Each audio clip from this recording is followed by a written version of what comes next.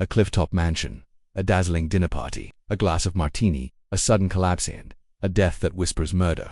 Hercule Poirot's sharp eyes catch what others miss. Was it an accident, or the opening act of a deadly performance? A second death mirrors the first. The stage is set for a killer hiding among friends, who's pulling the strings, and who's next. Unraveled the suspense in three-act tragedy where every guest is a suspect, and every clue could be a trap. Chapter 1. The curtain rises. At Crow's Nest, the Cornish coast was a jagged line of defiance against the sea, where cliffs stood like ancient sentinels guarding secrets older than time. Atop one such precipice perched Crow's Nest, the sprawling mansion of Sir Charles Cartwright, its windows ablaze with golden light as dusk surrendered to night. The air was thick with the tang of salt and the promise of drama, for tonight, Sir Charles, the Lion of London's West End, played host to a gathering that would rival any stage. Inside, the grand dining hall was a symphony of elegance. Crystal chandeliers cast prisms across polished mahogany, and the table gleamed with silver and fine china. 13 guests, unlucky number, some might whisper, filled the room with laughter and the clink of glasses. At the head, Sir Charles, his silver hair catching the light, commanded attention with the ease of a man born for the spotlight. His eyes, sharp as a director's cue, swept over his cast, a motley crew of friends, admirers, and enigmas. To his right sat Hercule Poirot, the diminutive Belgian detective whose reputation preceded him like a fanfare. His mustache, waxed to perfection, twitched faintly as he sipped a glass of creme de menthe, his green eyes scanning the room with the precision of a metronome. Beside him was Mr. Satterthwaite, a slight, bird-like man whose unassuming demeanor belied a knack for observing the human heart. He was Sir Charles's old friend, a connoisseur of life's little dramas, and tonight his senses were tingling. Across the table, Eglantine Gore, young and radiant, tossed her auburn curls and laughed at a quip from Sir Charles. Her eyes sparkled with hero worship, though whether for the man or his legend was unclear. Nearby, Miss Milray, Sir Charles's secretary, sat ramrod straight, her plain face a mask of efficiency, her fingers drumming softly against her glass. Miss Wills, the playwright, lurked at the table's edge, her spectacles glinting as she scribbled notes on a napkin, her thin lips curled in a secretive smile. The Reverend Stephen Babington, a kindly man with a halo of white hair, shared a quiet word with his wife, their presence a soothing counterpoint to the room's theatrical energy. Dr. Freddie Dacres, a young physician with a nervous laugh, fiddled with his cufflinks, while Lady Mary Lytton Gore, Egg's mother, exuded maternal warmth. The remaining guests, Captain Dacres, Mrs. Dacres, and a dashing diplomat named Anthony Astor, added their own flavors to the evening's cocktail of personalities. The meal was a triumph, consomme clear as amber, turbot in a silken sauce, and a rack of lamb that melted on the tongue. Conversation flowed as freely as the wine, leaping from Shakespeare to scandal, from London's latest play to the quirks of Cornish folklore. Sir Charles, ever the performer, regaled them with tales of his stage triumphs, his voice rising and falling like a well-rehearsed soliloquy. Acting, my friends, he declared, raising his glass, is the art of truth disguised as illusion. To make an audience believe, you must first believe yourself. His eyes lingered on Poirot as if daring the detective to unravel his own performance. Poirot inclined his head, a faint smile playing beneath his mustache. And yet, Sir Charles, the truth has a way of stepping into the spotlight, no matter how clever the disguise. The room chuckled, but Mr. Satterthwaite felt a prickle at the base of his neck. Something in Poirot's tone, in the way his fingers traced the rim of his glass, suggested he was already watching a play on. The others had yet to notice. As dessert was cleared syllabub and delicate almond biscuit, Sir Charles proposed a toast to friendship, to mystery, and to the magic of this night. He boomed, lifting a martini glass that sparkled like a prop from a melodrama. The guests followed suit, their glasses catching the chandelier's glow. Reverend Babington, ever abstemious, hesitated before taking a small sip of his cocktail. A martini Sir Charles had pressed upon him with a jest about loosening clerical collars. The moment hung, suspended, like the pause before a cue.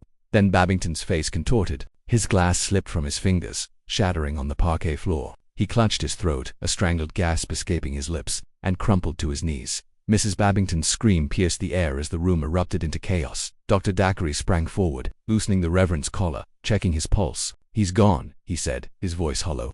"Heart attack, perhaps." Poirot was at the table's edge in an instant, his movements swift and precise. He knelt beside the spilled martini, his handkerchief shielding his hand as he lifted a shard of glass to the light. His nose twitched, seeking assent, but his expression remained unreadable. "Monsieur le Docteur," he said softly, "is it not curious that a heart attack should strike so suddenly, after a single sip?" The guests exchanged uneasy glances. Sir Charles, his face pale, stood frozen, his actor's poise fraying at the edges. "Poison," he whispered, the word hanging like a fog. "Nonsense." Captain Dacres scoffed, though his bravado faltered. The man was old, hearts give out. Poirot's eyes flicked to the captain, then to the table, where Babington's glass had stood. Perhaps he murmured, but the little grey cells, they do not rest so easily. The police was summoned, a local inspector named Crossfield, a bluff man with a moustache to rival Poirot's. He took statements, his notebook filling with the guests' accounts. No one had seen anything unusual. The martinis had been mixed by Sir Charles's butler, a dour man named Temple, who swore the ingredients were untainted. The glass, now in fragments, offered no clues, no residue, no strange odor. The coroner's initial verdict, pending autopsy, leaned toward natural causes. Yet the atmosphere in Crow's Nest had shifted. Laughter gave way to whispers, and eyes darted toward one another, seeking guilt or reassurance. Egg, her earlier gaiety dimmed, clung to Sir Charles's arm, her voice trembling. "It can't be murder, can it? Not here, not him." Sir Charles patted her hand, but his gaze was distant, as if rehearsing a new role. "Of course not, my dear. A tragedy, nothing more." Mr. Satterthwaite, watching from a corner, noted the undercurrents: Miss Milray's clenched jaw, Miss Will, furtive scribbling, Anthony Astor's to casual sip of brandy. He caught Poirot's eye, and the detective gave a slight nod, as if to say, "You see it too, mon ami." The guests dispersed to their rooms, the night heavy with unspoken questions. Poirot lingered in the dining hall, alone save for Sam, who hovered like a shadow. The detective paced the room, his patent leather shoes clicking softly, his fingers steepled beneath his chin. "Monsieur Sam," he said at last, "you are a man who understands the stage of life. Tell me, what did you see tonight?" Satterthwaite hesitated, his mind replaying the evening. "I saw a performance. Sir Charles was the star, as always, but there was something else, a glance perhaps between two guests during the toast. I couldn't place it, but it felt wrong." Poirot's eyes gleamed. "Precise. The glance, the gesture, the moment, they are the threads of the tapestry. And this tapestry, it is not yet complete." He paused by the fireplace, where embers glowed like dying stars. "Consider, mon ami, the number 13, an unlucky number. Oui. Yet it is not the number that troubles me, but the absence of motive. Why should a man like Babington, so gentle, so unassuming, be a target?" Satterthwaite shivered, though the room was warm. "You think it was deliberate, then?" Poirot turned, his silhouette sharp against the firelight. "I think, monsieur, that a stage has been set. For what play, I do not yet know. But the curtain has risen, and the first act is done." The clock struck midnight, its chimes echoing through Crow's Nest like a tolling bell. Outside, the sea roared, a restless audience awaiting the next scene. Satterthwaite felt a thrill of anticipation, tempered by dread. Whatever this play was, it promised to be unlike any he had ever witnessed. As Poirot moved toward the door, his voice dropped to a whisper, rich with portent. "Bonne nuit, Monsieur Satterthwaite. Sleep well, if you can. For tomorrow, we begin to unravel the script." The dining hall at Crow's Nest was more than a room. It was a stage, and tonight, it had hosted a tragedy. Sir Charles Cartwright, for all his charisma, seemed to sense it too, as he stood at the window, staring into the Cornish night. His reflection wavered in the glass, a man caught between roles, uncertain of his lines. Earlier that evening, before the guests arrived, he had stood in this same spot rehearsing his welcome speech. The words had come easily, polished by years of treading the boards. Yet now, those words felt hollow, overshadowed by the image of Babington's crumpled form. He shook his head, as if to dislodge the memory, and poured himself a brandy. Temple. The butler appeared silently, his face a mask of deference. "Will there be anything else, sir?" "No, Temple. That will be all." Sir Charles's voice was curt, but his hand trembled as he raised the glass. Temple bowed and withdrew, his footsteps fading into the house's vast silence. Alone, Sir Charles sank into a chair, his mind racing. He was no stranger to death. His plays were filled with it, staged with artful precision. But this was different. This was real. Or was it? The thought nagged at him, a director's instinct that the scene had been too perfect, too choreographed. Across the hall, in a guest room overlooking the cliffs, Egg Lytton Gore sat at a vanity, brushing her hair with mechanical strokes. Her reflection stared back, pale and wide-eyed, the evening's glamour stripped away. She had idolized Sir Charles since her first visit to Drury Lane, where his Hamlet had left her breathless. Tonight, she had seen a different man, not the hero, but a figure touched by fear. She set down the brush and crossed to the window, where the sea churned below. "It wasn't murder," she whispered, as if to convince herself. But the word lingered, sharp as a knife, and she wondered if Sir Charles's world, so full of illusion, could hide a killer. In another room, Miss Milray sat at a desk, her ledger open but untouched. Her fingers traced the edge of a photograph, tucked beneath a stack of papas. A younger Sir Charles, smiling on a stage long since forgotten. Her lips tightened and she snapped the ledger shut. Her loyalty a chain she could not break. Miss Wills, meanwhile, was far from sleep. Her room was littered with scraps of paper, each scrawled with fragments of dialogue. "A perfect crime," she muttered, her pen scratching furiously. "No motive, No trace, just the fall of a man. No one would miss. Her laughter, soft and brittle, filled the silence, as if she were writing not a play, but a confession. Mr. Satterthwaite, in his own quarters, stood before a mirror, adjusting his tie as if preparing for a new act. He was no detective, but Poirot's presence had ignited something in him, a desire to see the puzzle solved. He recalled the glance he had mentioned, replaying it in his mind. It had been fleeting, almost imperceptible, yet it carried weight. Was it fear, guilt, or something else entirely? He opened his notebook, a habit from years of observing society's dramas, and jotted down the moment. Toast, eyes meet. Table's left side. He underlined the words, sensing they held a key. Though the lock remained hidden, Poirot, in his meticulously ordered room, sat at a small table, a single candle casting shadows across his face. He had declined the offer of a larger suite, preferring simplicity to grandeur. His mind, however, was a labyrinth, each turn leading to a new question. The absence of poison puzzled him most. A clean glass, a swift death too clean, too swift. It suggested a method both ingenious and theatrical, a hallmark of a mind that thrived on deception. He opened his valise and withdrew a small leather-bound book, its pages filled with the spidery handwriting. He began to write, detailing the evening's events, the guests, their positions, their reactions. Beside Babington's name he drew a question mark, followed by a single word. Why? The candle flickered, and Poirot leaned back, his eyes half closed. The little grey cells, he murmured. They are awake, and they will not rest until the truth takes its bow. Morning broke over Crow's Nest, the sea a restless mirror under a grey sky. The guests gathered for breakfast, their faces drawn, their conversation stilted. Sir Charles, ever the host, attempted levity, but his jests fell flat. Mrs. Babington, red-eyed and silent, excused herself early, her grief a quiet rebuke to the room's forced normalcy. Inspector Crossfield returned with news. The autopsy was inconclusive, pending further tests. No obvious poison, he said, his tone skeptical. Likely a heart condition, but we'll keep looking. Poirot, sipping a tisane, listened without comment, his expression serene. Satterthwaite, seated beside him, caught the glint in his eye, hunter sensing prey. After Crossfield left, Poirot turned to Satterthwaite, his voice low. Monsieur, you will assist me. You have the gift of seeing what others miss. Satterthwaite flushed, flattered yet daunted. I'm no detective, Monsieur Poirot, but I'll do what I can, Bon. Poirot's smile was brief but warm. Then let us begin with the glass. Not the one that broke, but the one that was replaced. Satterthwaite blinked. Replaced. Poirot nodded, rising with the grace of a cat.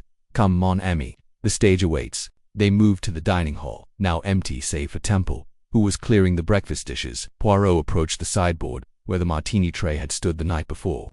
He ran a finger along the wood, his eyes narrowing. Temple, he said, his voice mild. You prepared the cocktails?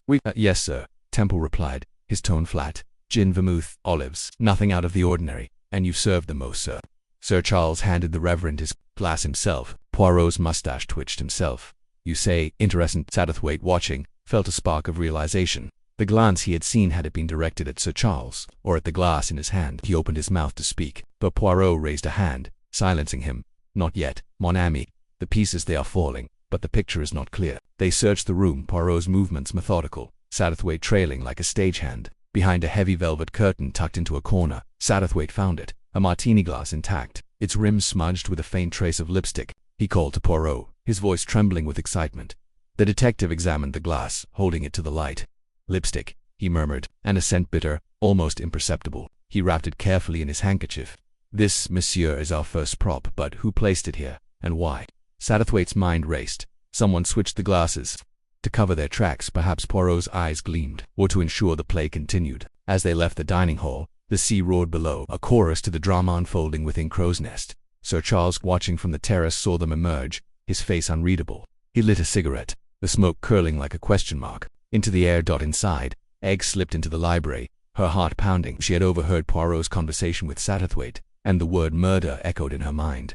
She loved Sir Charles, or thought she did, but love was no shield against doubt. She opened a drawer in his desk, her fingers brushing a small leather-bound book, a diary, its pages filled with his bold script. She hesitated, then began to read, unaware that Miss Wills, passing the open door, paused to watch her spectacles. Glinting like a predator's eyes, the day wore on, the house a crucible of tension. Poirot and Satterthwaite interviewed the guests, their questions gentle but probing. Lady Mary spoke of Babington's kindness, her voice breaking. Dr. Dacre's admitted to a professional rivalry with Sir Charles, quickly dismissed as trivial. Anthony Astor, the diplomat, was charming but evasive, his alibi airtight. Miss Milray, when questioned, was brisk, her answers clipped. I was at the table, serving drinks. I saw nothing unusual, and yet, Poirot said, his tone silky. You were near the tray when the toast was proposed, Nan. Her eyes flickered, but she nodded. Yes, but I touched nothing. Poirot smiled, letting the silence stretch. Satterthwaite, watching, noted her hands, clenched in her lap, as if holding a secret dot. Miss Wills was next. Her demeanor coy. Observe, she said, her voice a purr. It's my trade. But I saw no poison, no villain, just a sad old man who drank too much. Poirot's gaze sharpened. And your notes, mademoiselle? What do they observe? She laughed, a brittle sound. Ideas for a play, monsieur, are nothing more. The interviews yielded little, yet Poirot seemed undeterred. He and Satterthwaite retired to the drawing-room, where a fire crackled, casting shadows that danced like spectres. The glass, Satterthwaite said, breaking the silence. It's proof, isn't it? Someone meant harm. Poirot nodded, his fingers drumming a soft rhythm on the armrest. Proof. But of what? A crime without motive is like a play without a climax. We must find the why. Monsieur Satterthwaite leaned forward, his voice eager. What next? Then, Poirot's eyes twinkled. We watch, we listen, we wait. The killer, if killer there be, will move again. And when they do, Hercule Poirot will be ready. The fire popped, sending a spark into the air. Outside, the wind howled, a lament for the reverend whose death had set this stage in motion. Satterthwaite felt a chill, not from the cold, but from the certainty that Crow's Nest was no longer a haven, but a theater of secrets, where every guest played a part and one, perhaps, played the villain. As night fell, Poirot stood at his window, the sea a dark expanse below. He thought of Babington, of the martini that had been his last. A stage is set, he whispered, echoing his words from the night before. But for what play? The answer, he knew, lay in the shadows, waiting to step into the light. Chapter 2. Shadows of Suspicion. The morning after the fateful dinner party at Crow's Nest dawned with a heavy mist rolling in from the Cornish sea, cloaking the cliff-top mansion in a shroud of uncertainty. The laughter and clinking glasses of the previous evening had faded, replaced by a tense quiet that seemed to seep into the very walls. Sir Charles Cartwright, his actor's charm dimmed by unease, paced the oak-panelled drawing-room, his footsteps echoing like a metronome. The death of Reverend Babington, so sudden and inexplicable, hung over the house like a storm cloud, and though the guests had dispersed to their rooms or returned to their lives, the air thrummed with suspicion. Hercule Poirot sat in a high-backed chair by the window, his small neat hands folded in his lap, his eyes scanning the room with the precision of a watchmaker. Mr. Satterthwaite, ever his quiet ally, stood nearby, his sharp gaze flitting between Sir Charles and the few guests who lingered over breakfast. The table was a shadow of the previous night's grandeur, a half-eaten platter of kippers, a scattering of toast crumbs, and a silver coffee pot that gleamed dully in the grey light. Eglittingore, her youthful energy subdued, sat picking at a piece of fruit, her eyes darting to Sir Charles as if seeking reassurance. Miss Milray, Sir Charles's efficient secretary, sat ramrod straight, her pen scratching notes in a ledger, though her glances suggested her mind was elsewhere. Miss Wills, the enigmatic playwright, sipped her tea with an air of detachment, her sharp eyes missing nothing. Sir Charles stopped pacing and turned to Poirot, his voice low but urgent. Monsieur Poirot, you saw it all last night. The man simply collapsed. No one touched his glass, no one stood near him. Yet I cannot shake this feeling, this sense that something was wrong. An actor knows a stage when he sees one, and that moment felt scripted. Poirot tilted his head, his green eyes glinting. You are perceptive, Sir Charles. The stage, it is always revealing, man. A gesture, a glance, a pause, too long. These are the lines of truth. The actors do not speak aloud. Tell me, what did you see when Monsieur Babington fell? Sir Charles frowned, his handsome face creasing with the effort of recall. It was so quick. He was laughing, raising his martini to toast something about the theater. I think then. His face changed, like a mask slipping. He clutched his throat, staggered, and fell. The glass rolled across the floor. I checked it myself. No smell, no residue.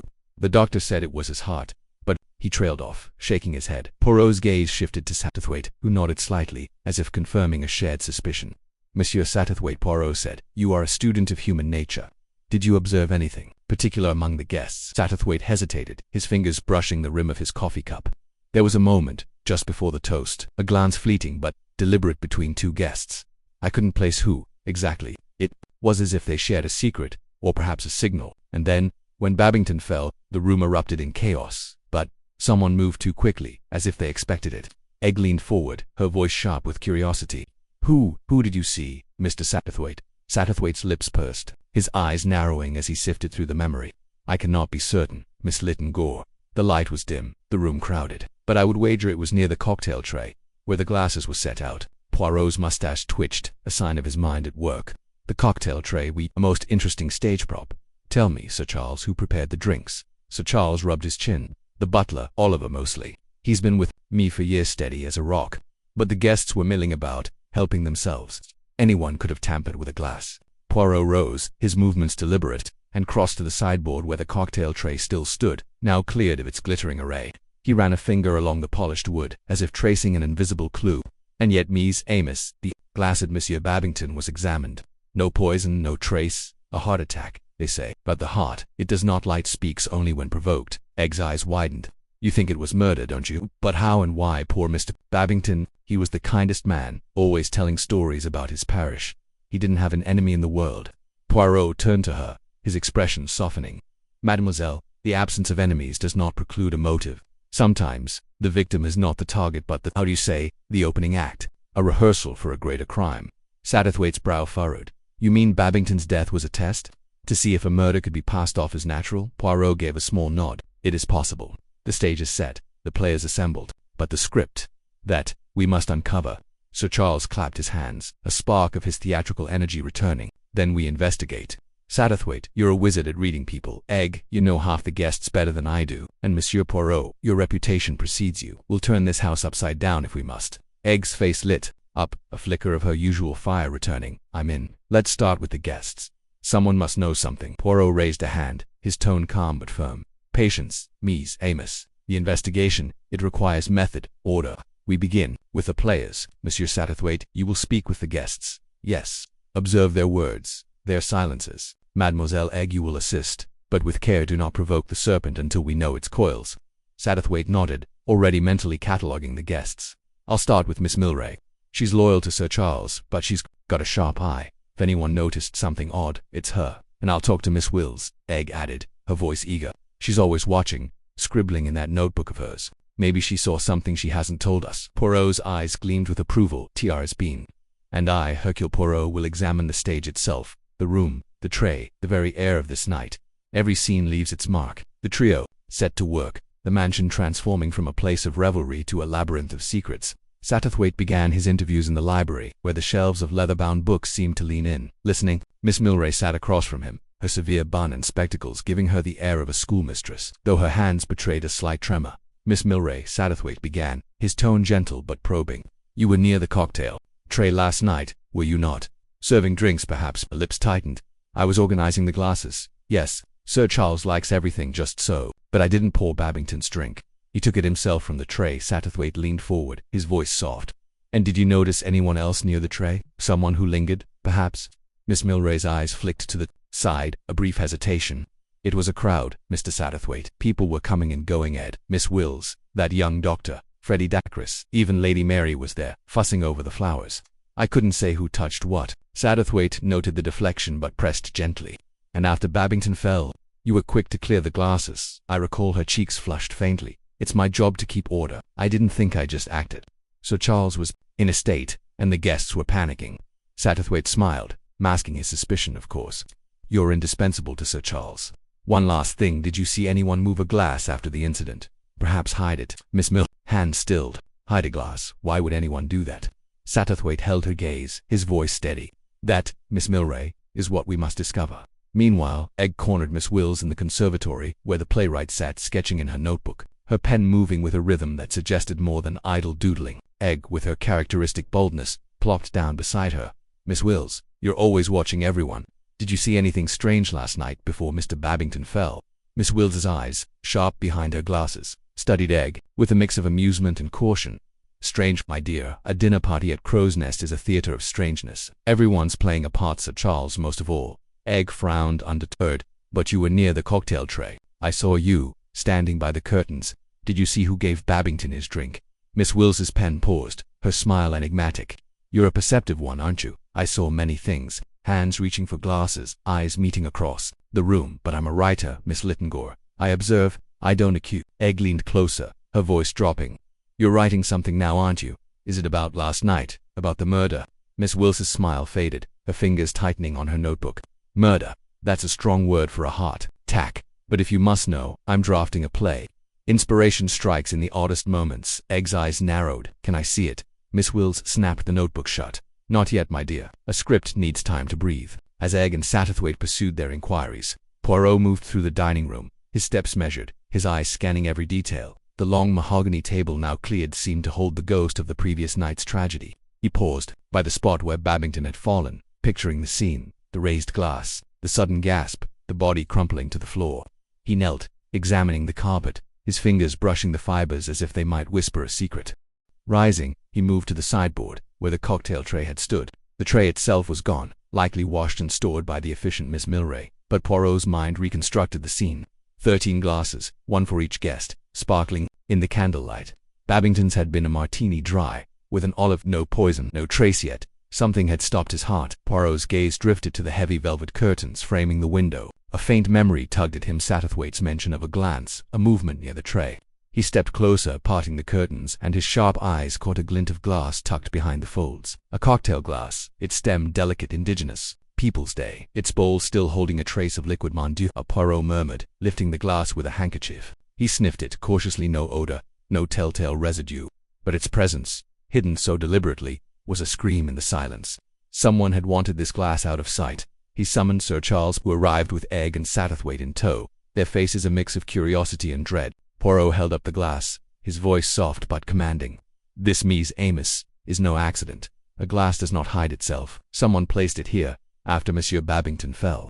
Someone who wished to rewrite the scene." Egg gasped, her hand flying to her mouth. "Then it was murder. But who, and how?" Sir Charles's face darkened. "Oliver. He handled the drinks, but he's been with me for years, loyal to a fault."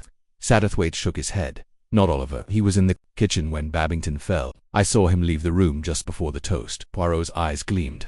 "Then we must look to the guests." A glance, a gesture, a glass concealed. "These are the threads of our tapestry. We will pull them, one by one, until the truth is laid bare." The chapter closed with the group standing in a tight circle, the hidden glass glinting in Poirot's hand like a prop in a deadly play. The mist outside thickened, curling around Crow's Nest like a curtain, and the listeners were left with a tangible mystery, a clue that promised to unravel the secrets of that fateful night, drawing them deeper into the shadows of suspicion. Chapter 3. The second act. In Yorkshire, the Yorkshire moors stretched endlessly under a bruised sky, their heather-clad hills rolling like waves frozen in time. Melford Abbey, Sir Bartholomew Strange's imposing estate, stood as a Gothic sentinel amidst the wild landscape, its stone facade weathered yet regal, its tall windows glinting like eyes watching the arriving guests. The air carried a crisp bite, and the distant cry of a curlew lent an eerie undertone to the evening's gathering. Sir Bartholomew, a nerve specialist renowned for his incisive mind and disarming charm, had invited a familiar ensemble to his home, echoing the fateful dinner at Crow's Nest months prior. The guest list, curiously, overlapped with that Cornish night, stirring unease in those who recalled Reverend Babington's sudden collapse. Inside the abbey, the grand dining hall buzzed with anticipation. Crystal chandeliers cast a warm glow over a long mahogany table adorned with silver candelabra and fine-bone china. The scent of roasted pheasant and mulled wine mingled with the faint mustiness of old tapestries depicting medieval hunts. Sir Bartholomew, a robust man with a silver mane and piercing blue eyes, stood at the head of the table, his presence commanding yet genial. His deep laugh rolled through the room as he welcomed his guests, his tailored dinner jacket accentuating his broad shoulders. Among the 13 seated were familiar faces: the vivacious Egg Lytton Gore, her auburn curls catching the candlelight; the reserved Miss Milray, Sir Charles Cartwright's secretary, her thin lips pursed as she surveyed the room; and the enigmatic Miss Wills, the playwright, her spectacles glinting as she scribbled in a small notebook. Mr. Satterthwaite, ever the observer of human nature, sat quietly, his sharp eyes darting between guests, noting the subtle tensions beneath their polished smiles. Absent was Hercule Poirot, who had declined the invitation, citing a prior engagement in London. His absence left a void, as if the little Belgian's meticulous presence had been a safeguard against calamity. Satterthwaite, however, felt Poirot's influence lingering, his memory of the detective's quiet musings at Crow's Nest urging him to stay vigilant. Sir Charles Cartwright, unable to attend due to a theatrical commitment, had sent his regrets, but his absence only heightened Satterthwaite's unease. The actor's flair for drama had framed Babington's death as a potential murder, and now, in this mirrored gathering, Satterthwaite sensed the curtain rising on a second act. The dinner progressed with conviviality, though an undercurrent of wariness threaded through the chatter. Egg, seated beside a young doctor named Freddie Dacres, sparkled with wit, her laughter a bright counterpoint to the room's heavier mood. Freddie, with his boyish charm and tousled hair, seemed smitten, though his nervous glances towards Sir Bartholomew suggested unease. Miss Wills, opposite them, paused her scribbling to ask pointed questions about Sir Bartholomew's work at his sanitarium, her tone probing yet cloaked in politeness. Miss Milray, meanwhile, maintained her usual stoicism, her fork moving with mechanical precision as she ate.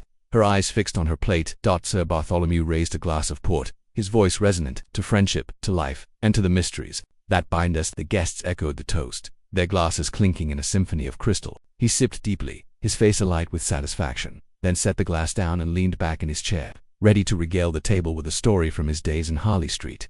But mid-sentence, his words faltered. His hand clutched his chest. His eyes widened in shock, and a strangled gasp escaped his lips. The room froze as Sir Bartholomew Strange, nerve specialist and host, slumped forward, his face ashen, his glass tumbling to the floor with a shattering crash. Chaos erupted. Egg screamed, her hands flying to her mouth. Freddie Dacres leaped too, his feet, rushing to Sir Bartholomew's side, his medical training kicking in as he checked for a pulse. "He's gone," Freddie whispered, his voice trembling. Miss Milray stood abruptly, her chair scraping against the floor, while Miss Wills remained seated, her pen poised as if documenting the scene. Satterthwaite, his heart pounding, scanned the room, his mind racing to the night at Crow's Nest. The parallels were uncanny. A sudden collapse, a glass of drink, a room full of suspects, and no immediate sign of foul play. The butler, Ellis, a wiry man with a deferential air, appeared at the doorway, his face pale. "Shall I call for a doctor, sir?" he asked, addressing Freddie, who nodded curtly. Satterthwaite, however, caught a flicker of something in Ellis's eyes, fear perhaps, or calculation. The butler vanished, and the guests milled about, their voices a cacophony of shock and speculation. Egg, her eyes brimming with tears, clutched Satterthwaite's arm.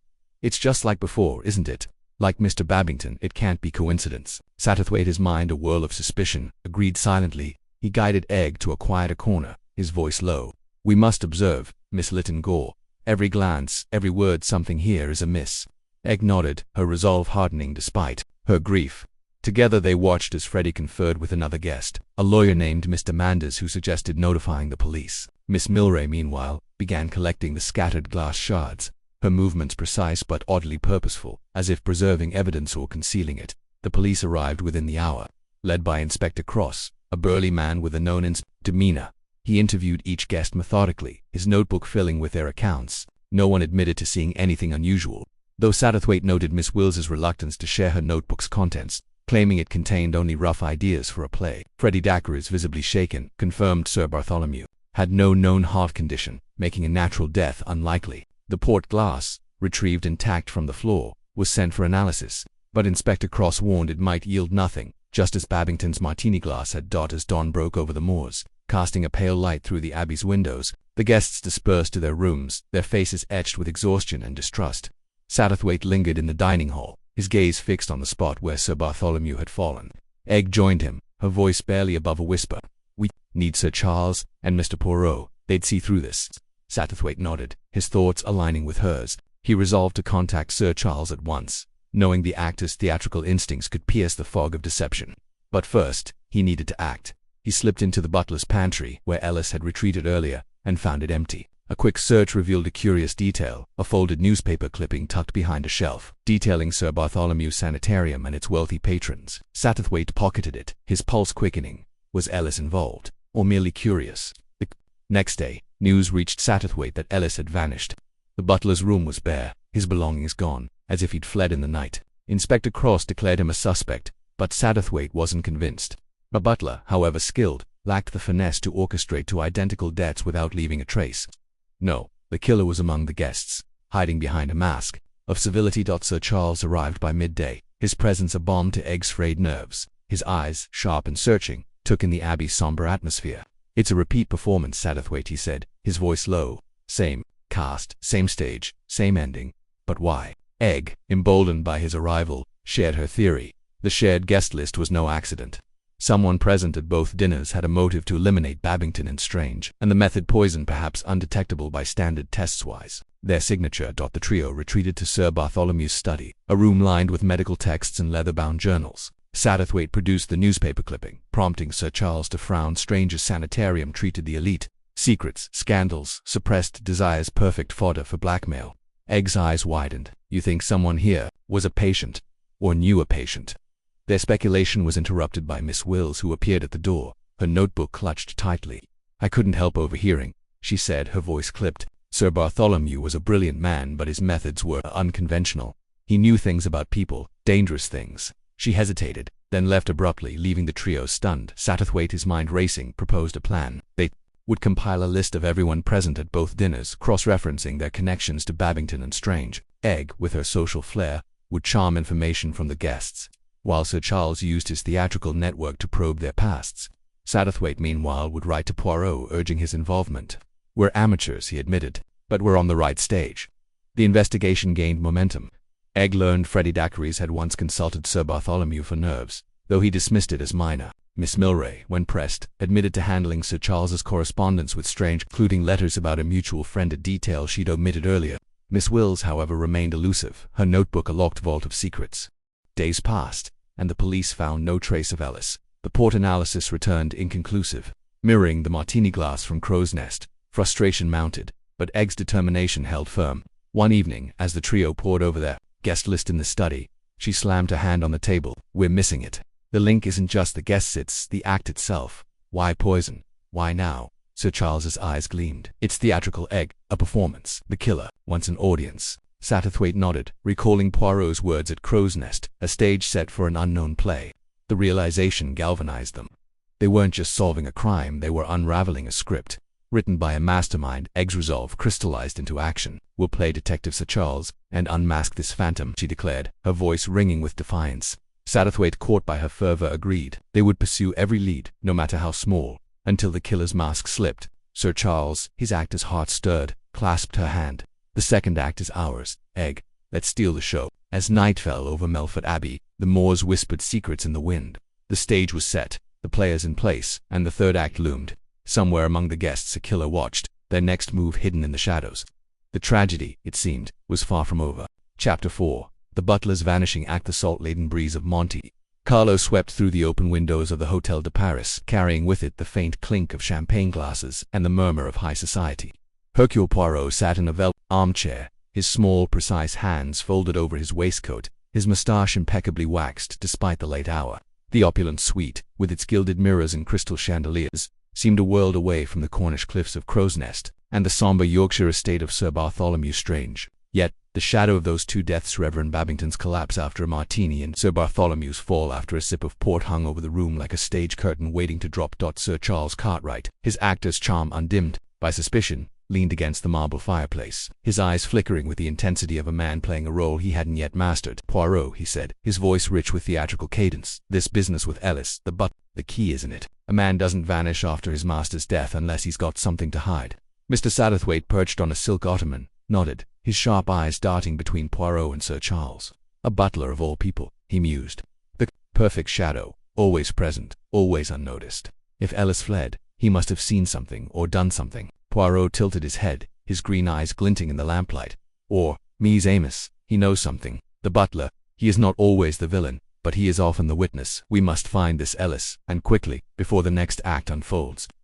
The investigation had brought them to Monte Carlo, a glittering stage where secrets hid behind roulette wheels and diamond necklaces. Sir Bartholomew's death, so eerily similar to Babington's, had ignited Sir Charles's flair for drama and Satterthwaite's knack for peeling back the layers of human nature. Poirot, though initially reluctant, had been drawn into the mystery by a cryptic letter found in Sir Bartholomew's study, penned in Ellis's neat hand. It spoke of a debt unpaid and a secret kept in the wings, hinting at blackmail, and a connection to the theatrical world Sir Charles knew so well. The trio had arrived in Monte Carlo that morning, following a lead from Sir Bartholomew's housekeeper, who mentioned Ellis's sudden departure for the Riviera, a suitcase in hand and a nervous glance over his shoulder. The letter, now tucked in Poirot's pocket, was their only clue, its words as elusive as the man himself.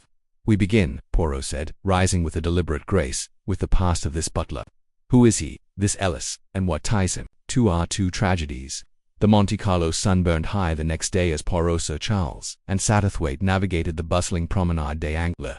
The air was thick with the scent of jasmine and the chatter of cosmopolitan crowds. Sir Charles, in a tailored linen suit, drew admiring glances, but his jaw was set, his mind clearly on the case. "I knew Ellis vaguely," he admitted as they walked. "He was with Strange for years, always in the background, polishing silver or pouring wine. But there was something about him too polished, perhaps, for a mere servant." Adjusting his straw hat, raised an eyebrow, polished or practiced. A man like that, always watching, might have learned more than he let on. "Did you ever see him with the guests at Crow's Nest?" Sir Charles frowned, his memory straining. "Not particularly. He served the drinks, of course. That night, Babington died. But he was invisible, as good butlers are." I didn't notice him linger. Poirot's lips curved slightly. And yet, mon cher, it is the invisible who see the most. We must discover what Ellis saw or what he did. Their first stop was a discreet inquiry at the Monte Carlo police prefecture, where Poirot's name carried weight. The officer, a wiry man with a sunburned face, confirmed that a man matching Ellis's description had been seen at a small pension near the casino district, but he hadn't been spotted in days. He paid in cash, the officer said, shrugging. No papers, no trace, like a ghost. A ghost with a purpose, Poirot murmured, thanking the officer. As they stepped back into the sunlight, he turned to his companions. We must search this pension, and we must be thorough. Every scrap, every whisper, may lead us to our vanished butler. The pension was a narrow stucco-covered building tucked between a cafe and a jeweller's shop. Its proprietress, Madame Dubois, was a stout woman with a sharp tongue and sharper eyes. I remember him, she said, wiping her hands on an apron. A quiet man, very proper, but nervous. He kept to himself, always writing letters. Left 2 days ago. No word. Were letters. Poirot's eyes gleamed. Did you see to whom they were addressed? Madame Dubois hesitated, then nodded. One was to England, to a Miss Milray, I think. The others I couldn't say. He burned most of them in the grate. Sir Charles's face tightened at the mention of Miss Milray. His secretary, whose reserved demeanor had already raised questions. Milray, he said. She's been with me for years, loyal to a fault. Why would Ellis write to her? Perhaps, Poirot said softly, because loyalty is not always what it seems. May we see his room, madame? The room was small, its single window overlooking a noisy alley. The bed was neatly made, the wardrobe empty save for a forgotten handkerchief embroidered with the initial E. Poirot examined it, his fingers tracing the stitching. Monogrammed, he noted, a touch of pride for a butler. Interesting. Satterthwaite, meanwhile, rifled through the desk, finding only a few crumpled receipts and a stub of sealing wax. He traveled light, he said. No photographs, no keepsakes. A man running from something. Or to something, Poirot corrected. He knelt by the fireplace, sifting through the ashes. His fingers closed around a half-burned scrap of paper, its edges charred but a few words still legible. The troop. Crow's Nest. Betrayal. Poirot's eyes narrowed. The troop, Sir Charles. You spoke of your theatrical days. Did Ellis ever cross paths with your company? Sir Charles paled, his hand gripping the back of a chair. Good, Lord Poirot, I hadn't thought of it. Years ago, before he was Stranger's butler, Ellis worked as a stagehand for a touring company I performed with, the Lyceum Players. I think he was always in the wings, handling props, quiet as a mouse. A mouse who listens, Poirot said, pocketing the scrap. We must learn more of this troop. If Ellis's past is tied to your own, Sir Charles, it may hold the key to his flight and to our murders. That evening the trio dined at the Café de Paris, its terrace aglow with fairy lights. The clatter of silverware and the hum of conversation provided a backdrop as they discussed their next move. Sir Charles, sipping a glass of Burgundy, leaned forward. The Lyceum Players disbanded years ago, but I know a few old hands who might remember Ellis. There's a chap in London. Freddie Daiquiri's a doctor now, but he was our stage manager. Bit of a rogue, but sharp. Freddie Daiquiri's Satterthwaite echoed, his memory stirring. Wasn't he at Crow's Nest that night? And at Stranger's Yorkshire party? Sir Charles nodded, his expression darkening. He was always had a knack for turning up where there's trouble. You don't think? I think nothing yet, Poirot interjected, his voice calm but firm. But we will speak to this Dr. Dacres, and we will find Miss Milray, for her name appears too often to be coincidence. As the waiter cleared their plates, a young woman approached their table, her auburn hair catching the light. It was Egerton Gore, her eyes bright with determination. She had followed them from England, unwilling to stay on the sidelines. I knew you'd be here, she said, sliding into a chair. I've been asking around about Ellis. There's talk in the casino district a man matching his description was seen with a woman, veiled, near the old theatre. They were arguing, something about a debt. Poirot's mustache twitched. A woman, you say, and a debt. Mademoiselle Egg, you have the instincts of a detective. Did you see this woman? Egg shook her head, her cheeks flushing. No, but I heard she was English, older, with a sharp voice. Could it be Miss Milray? Satterthwaite leaned forward, his voice low. Or Miss Wills, the playwright. She's been too quiet, always watching, always writing. A woman like that could hide a multitude of sins. Poirot raised a hand, silencing them. We speculate, but we must have facts. Tomorrow, we visit this old theatre and we contact Dr. Dacres, and you, Mademoiselle Egg, will stay close. The stage is dangerous, and the players are not all what they seem. The old theatre, tucked in a forgotten corner of Monte Carlo, was a relic of grandeur, its faded marquee proclaiming long-gone performances. The air inside was thick with dust, the velvet seats moth-eaten, the stage creaking underfoot. Poirot moved with purpose, his eyes scanning the shadows as if expecting the killer to leap from the wings. Sir Charles, ever the actor, strode to the center of the stage, his voice echoing, "This place feels alive, Poirot, like it's waiting for the next act." Perhaps it is, Poirot replied, his gaze fixed on a trapdoor near the footlights. He knelt, prying it open to reveal a narrow staircase descending into darkness.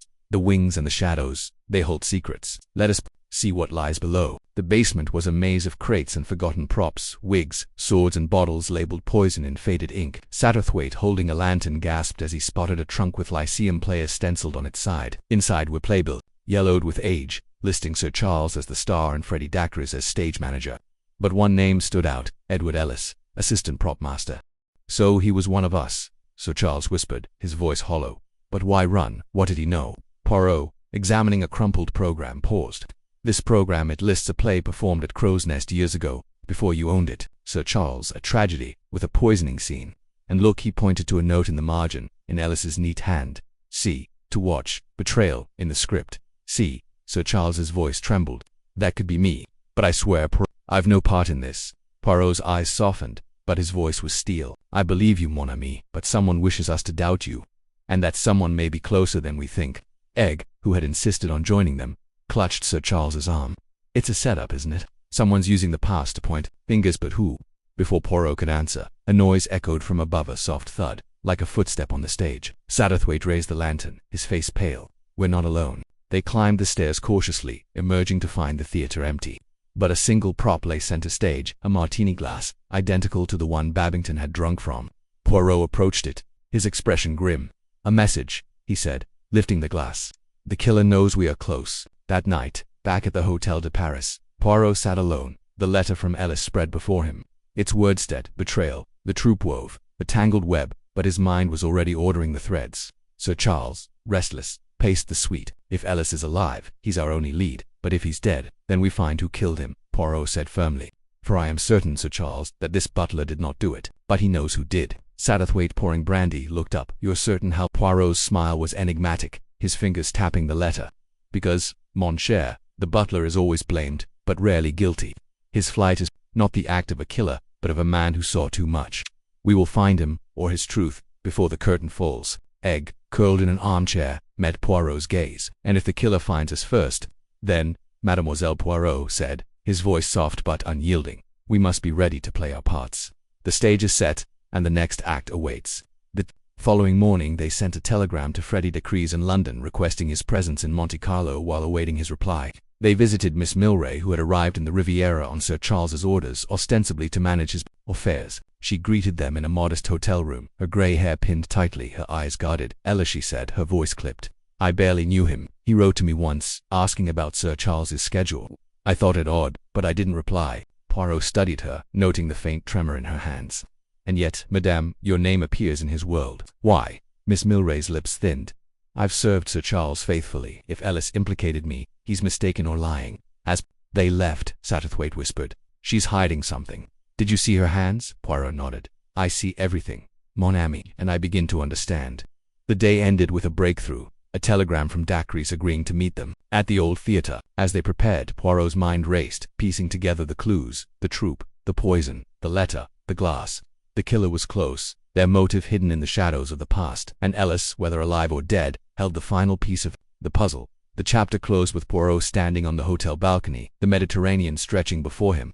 The butler did not do it, he murmured, his eyes fixed on the horizon, but he knows who did. The words hung in the air, a promise of revelations to come, as the glittering lights of Monte Carlo flickered like stars on a darkened stage.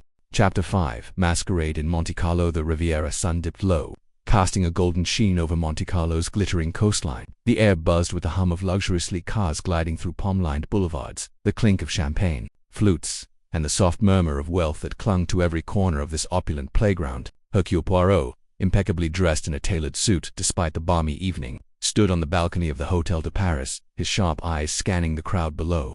The gala at the Casino de Monte Carlo was in full swing, a dazzling affair of sequined gowns, black ties, and secrets veiled behind polite smiles. Sir Charles Cartwright, his broad shoulders commanding attention, mingled effortlessly among the guests, his actor's charm a beacon in the sea of faces.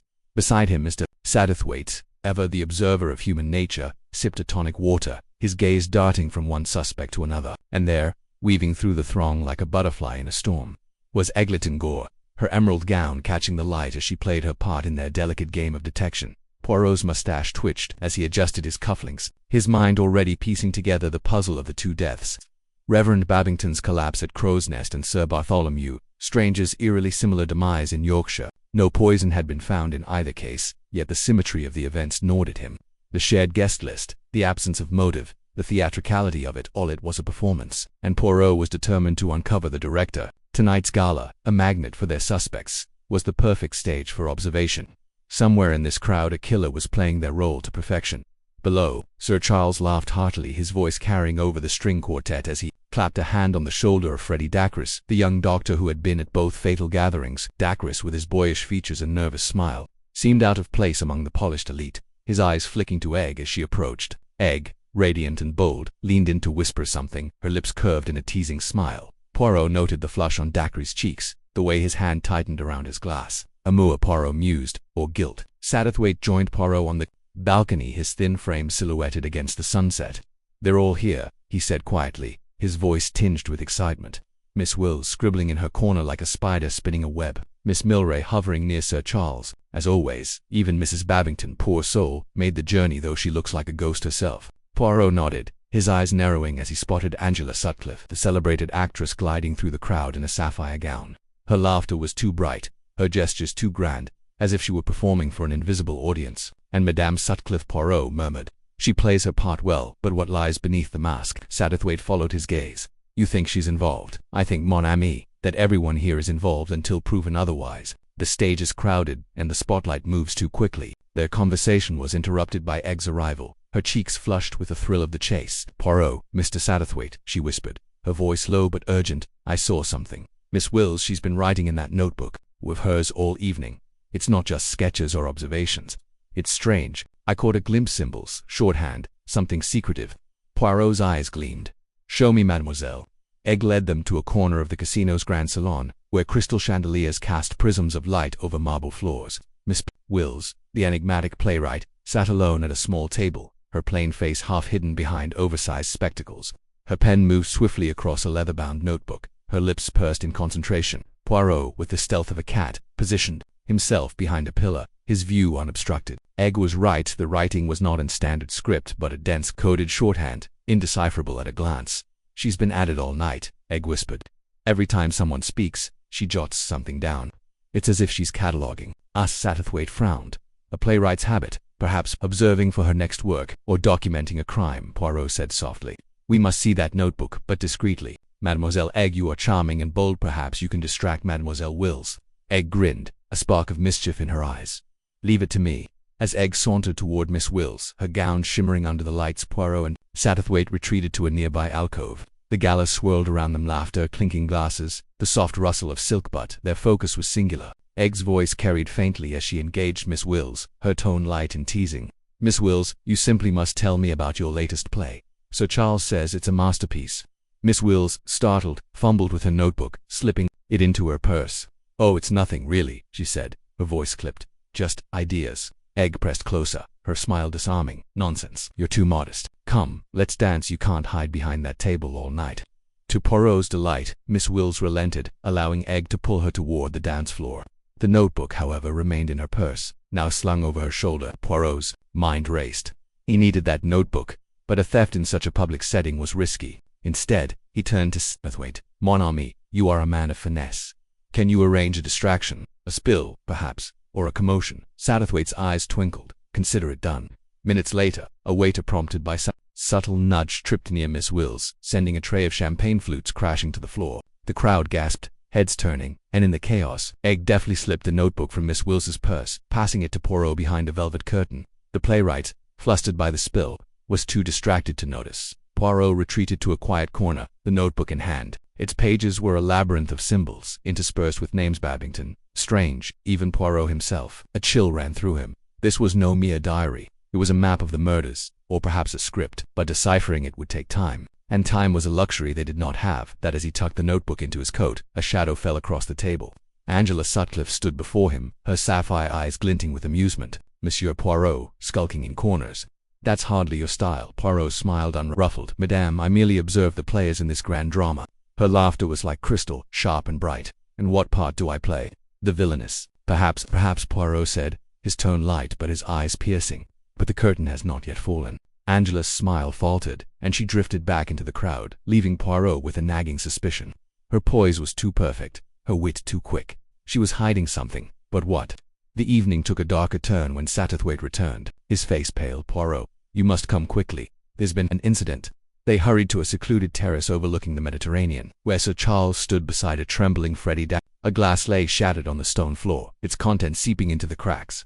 "It was meant for you, Poirot," Sir Charles said grimly. "Dacre saw someone tamper with your drink. He knocked it from my hand before you could take it." Poirot's heart quickened, but his face remained calm. "Who, Monsieur Dacre's, who tampered with it?" Dacre's, his voice shaking, pointed toward the crowd. "I couldn't see clearly. A woman, I think, dark hair, blue dress. She moved so fast." Poirot's mind flashed to Angela Sutcliffe's sapphire gown, but he said nothing. The crowd was full of dark-haired women in blue, and accusations without proof were dangerous. Instead, he knelt to examine the glass, its faint almond-like scent confirming his fears. Cyanide, or something like it. The killer was growing bold, targeting him directly. The stakes were higher than ever. "Mon Dieu," Poirot murmured, rising. "The killer plays a dangerous game, and I am their next act." Egg, who had rejoined them, clutched Sir Charles's arm, her eyes wide with fear. "Poirot, you can't stay here. If they're after you, I do not run." "Mademoiselle," Poirot said firmly. "But I will be cautious. We must return the notebook before Miss Wills notices its absence, and we must watch closely." The notebook was slipped back into Miss Wills's purse during another orchestrated distraction. A burst of laughter from Sir Charles that drew all eyes. But the evening was far from over. Satterthwaite, ever the sleuth of human motives, pulled Poirot aside with a new discovery. "I've been asking around," he said quietly. "Sir Bartholomew wasn't just a nerve specialist. He treated a patient, a woman who connects to one of our guests. A scandal, hushed up, but it involved an affair and a breakdown." Poirot's eyes narrowed. "Who was the patient?" "I don't know yet," Satterthwaite admitted. "The records are sealed, but the whispers point to someone close to Sir Charles, possibly Miss Milray or even Angela Sutcliffe." The name hung in the air like a storm cloud. Angela, with her flawless poise and sharp tongue, or Miss Milray, the loyal secretary whose quiet devotion to Sir Charles bordered on obsession. Both were plausible, both dangerous in their own way. As the gala wound down, the guests spilled onto the terrace, their laughter mingling with the crash of waves below. Poirot stood apart, his mind a whirlwind of Clusius' notebook, the poisoned drink, the patient, the shared guest list. The murders were not random. They were acts in a carefully crafted tragedy. But who was the playwright, and what was their final act? Egg approached, her face pale but determined. "Poirot, I don't trust Angela. She's been watching you all night, and not in a friendly way." Poirot nodded, his expression unreadable. "Thank you, mademoiselle, but do not confront her. The killer is desperate, and desperation breeds mistakes. We will wait for theirs." The chapter closed with the trio Poirot, Satterthwaite, and Sir Charles standing on the terrace, the sea stretching endlessly before them. The gala's lights faded, but the mystery burned brighter than ever. A killer walked among them, and Poirot, with his little grey cells, was one step closer to unmasking them. The stage was set for the next act, and the audience, both the guests and the listeners, was left breathless, waiting for the curtain to rise again. Chapter 6. The playwrights puzzled. The Cornish sun dipped below the horizon, casting a golden glow over the cliffs as Hercule Poirot, Sir Charles Cartwright, and Mr. Satterthwaite reconvened at Crow's Nest. The mansion, with its sprawling terraces and theatrical elegance, seemed to hum with secrets, as if the walls themselves were waiting for the next act to unfold. The investigation had reached a fever pitch, with the deaths of Reverend Babington and Sir Bartholomew Strange casting long shadows over the eclectic cast of suspects. The trio, now joined by the spirited Egerton Gore, sat in Sir Charles's study, surrounded by shelves of leather-bound scripts and framed posters of his storied career. The air was thick with anticipation, and Poirot's grey eyes gleamed with the quiet intensity of a man who sensed the puzzle's pieces falling into place. Poirot held a small notebook in his hands, its pages filled with meticulous notes in his precise, slanting handwriting. "Mes amis," he began, his voice soft but commanding. "We are no longer merely spectators in this drama. The stage is set, and the scripto, it is clever, begins to reveal itself. But we must tread carefully, for the playwright of this tragedy is watching." His gaze flickered to Egg, whose youthful energy seemed tempered by the weight of the mystery. Then to Sir Charles, whose actor's poise masked a restless unease, and finally to Satterthwaite, whose observant nature made him the perfect foil. For Poirot's methodical brilliance, the focus of their investigation had shifted to Miss Angela Wills, the enigmatic playwright whose sharp eyes and cryptic shorthand had caught Egg's attention in Monte Carlo. Her notebook, glimpsed during the gala, contained a draft that seemed to mirror the murders with unsettling accuracy. Was she merely documenting the events, as a writer might, or was she scripting the crimes themselves? The question hung in the air like a fog, and Poirot was determined to unravel it. "Miss Wills," Poirot mused, tapping his pencil against the notebook. "She is a woman of observation, Nan, she sees what others do not. But does she see too much, or does she create what she sees?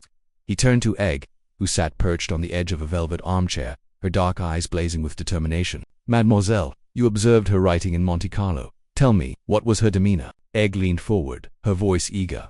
She was intense, Monsieur Poirot, not nervous, exactly, but focused. She kept glancing at the guests, scribbling as if she were cataloguing their every move. I thought at first she was just sketching ideas for a play, but the way she hid her notebook when I approached it felt deliberate, like she didn't want anyone to see. Satterthwaite nodded, his thin fingers steepled under his chin. She's an odd one. Miss Wills always watching, always listening. I've seen her at rehearsals, for Sir Charles's productions. She has a knack for capturing human nature in her scripts almost too well. It's as if she knows what people will do before they do it.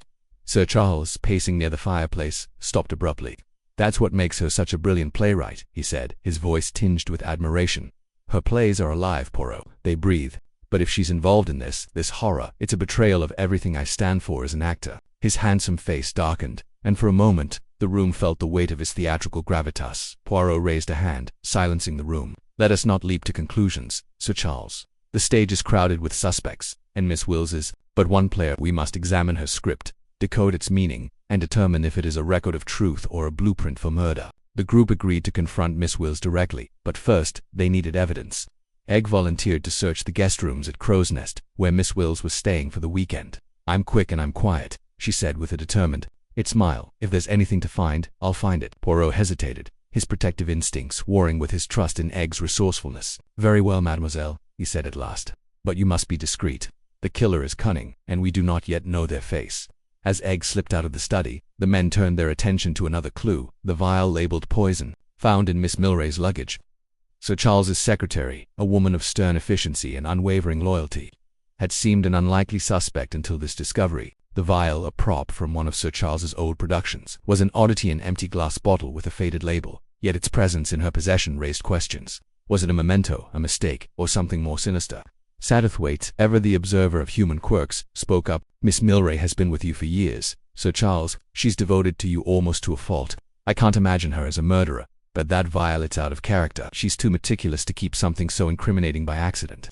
Sir Charles rubbed his temples, his actor's composure fraying. I don't know what to think, Satterthwaite. Milray's always been my rock. If she's involved, it's as if the ground's been pulled from under me. Poirot's eyes narrowed. The vial, it is a prop, Nan, a relic of the stage. And yet, it appears at the heart of our mystery. We must ask ourselves, who placed it there, and why? Is it a clue, a distraction, or a trap? The conversation was interrupted by Egg's return, her face flushed with excitement. In her hand, she held a small leather-bound notebook, its pages filled with Miss Wills's distinctive shorthand. I found it in her room, hidden under a loose floorboard, she whispered, glancing over her shoulder as if expecting pursuit. It was tucked away like she didn't want anyone to find it. Poirot took the notebook, his fingers tracing the worn cover. Brava, mademoiselle, he said, his voice low. Now, let us see what secrets Miss Wills has penned. The group gathered around as Poirot opened the notebook, revealing pages of dense, looping shorthand. To the untrained eye, it was gibberish, but Poirot's linguistic prowess was unmatched. He studied the text, his lips moving silently as he deciphered the code. After a long moment he looked up, his expression unreadable. It is a play, he said at last, a 3-act tragedy, much like our own. The first act describes a dinner party where a man collapses after a drink. The second, a similar scene at a grand estate. The third, he paused, his eyes flicking to Egg. The third act is incomplete, but it speaks of a final death, a death that has not yet occurred. Sir Charles paled. You mean she's planning another murder? Or recording one, Satterthwaite interjected. She could be an observer, not a participant. Writers often draw from life. Egg shook her head. No, it's too precise. The details, the martini glass, the port, the way Babington fell, it's like she was there, scripting it as it happened.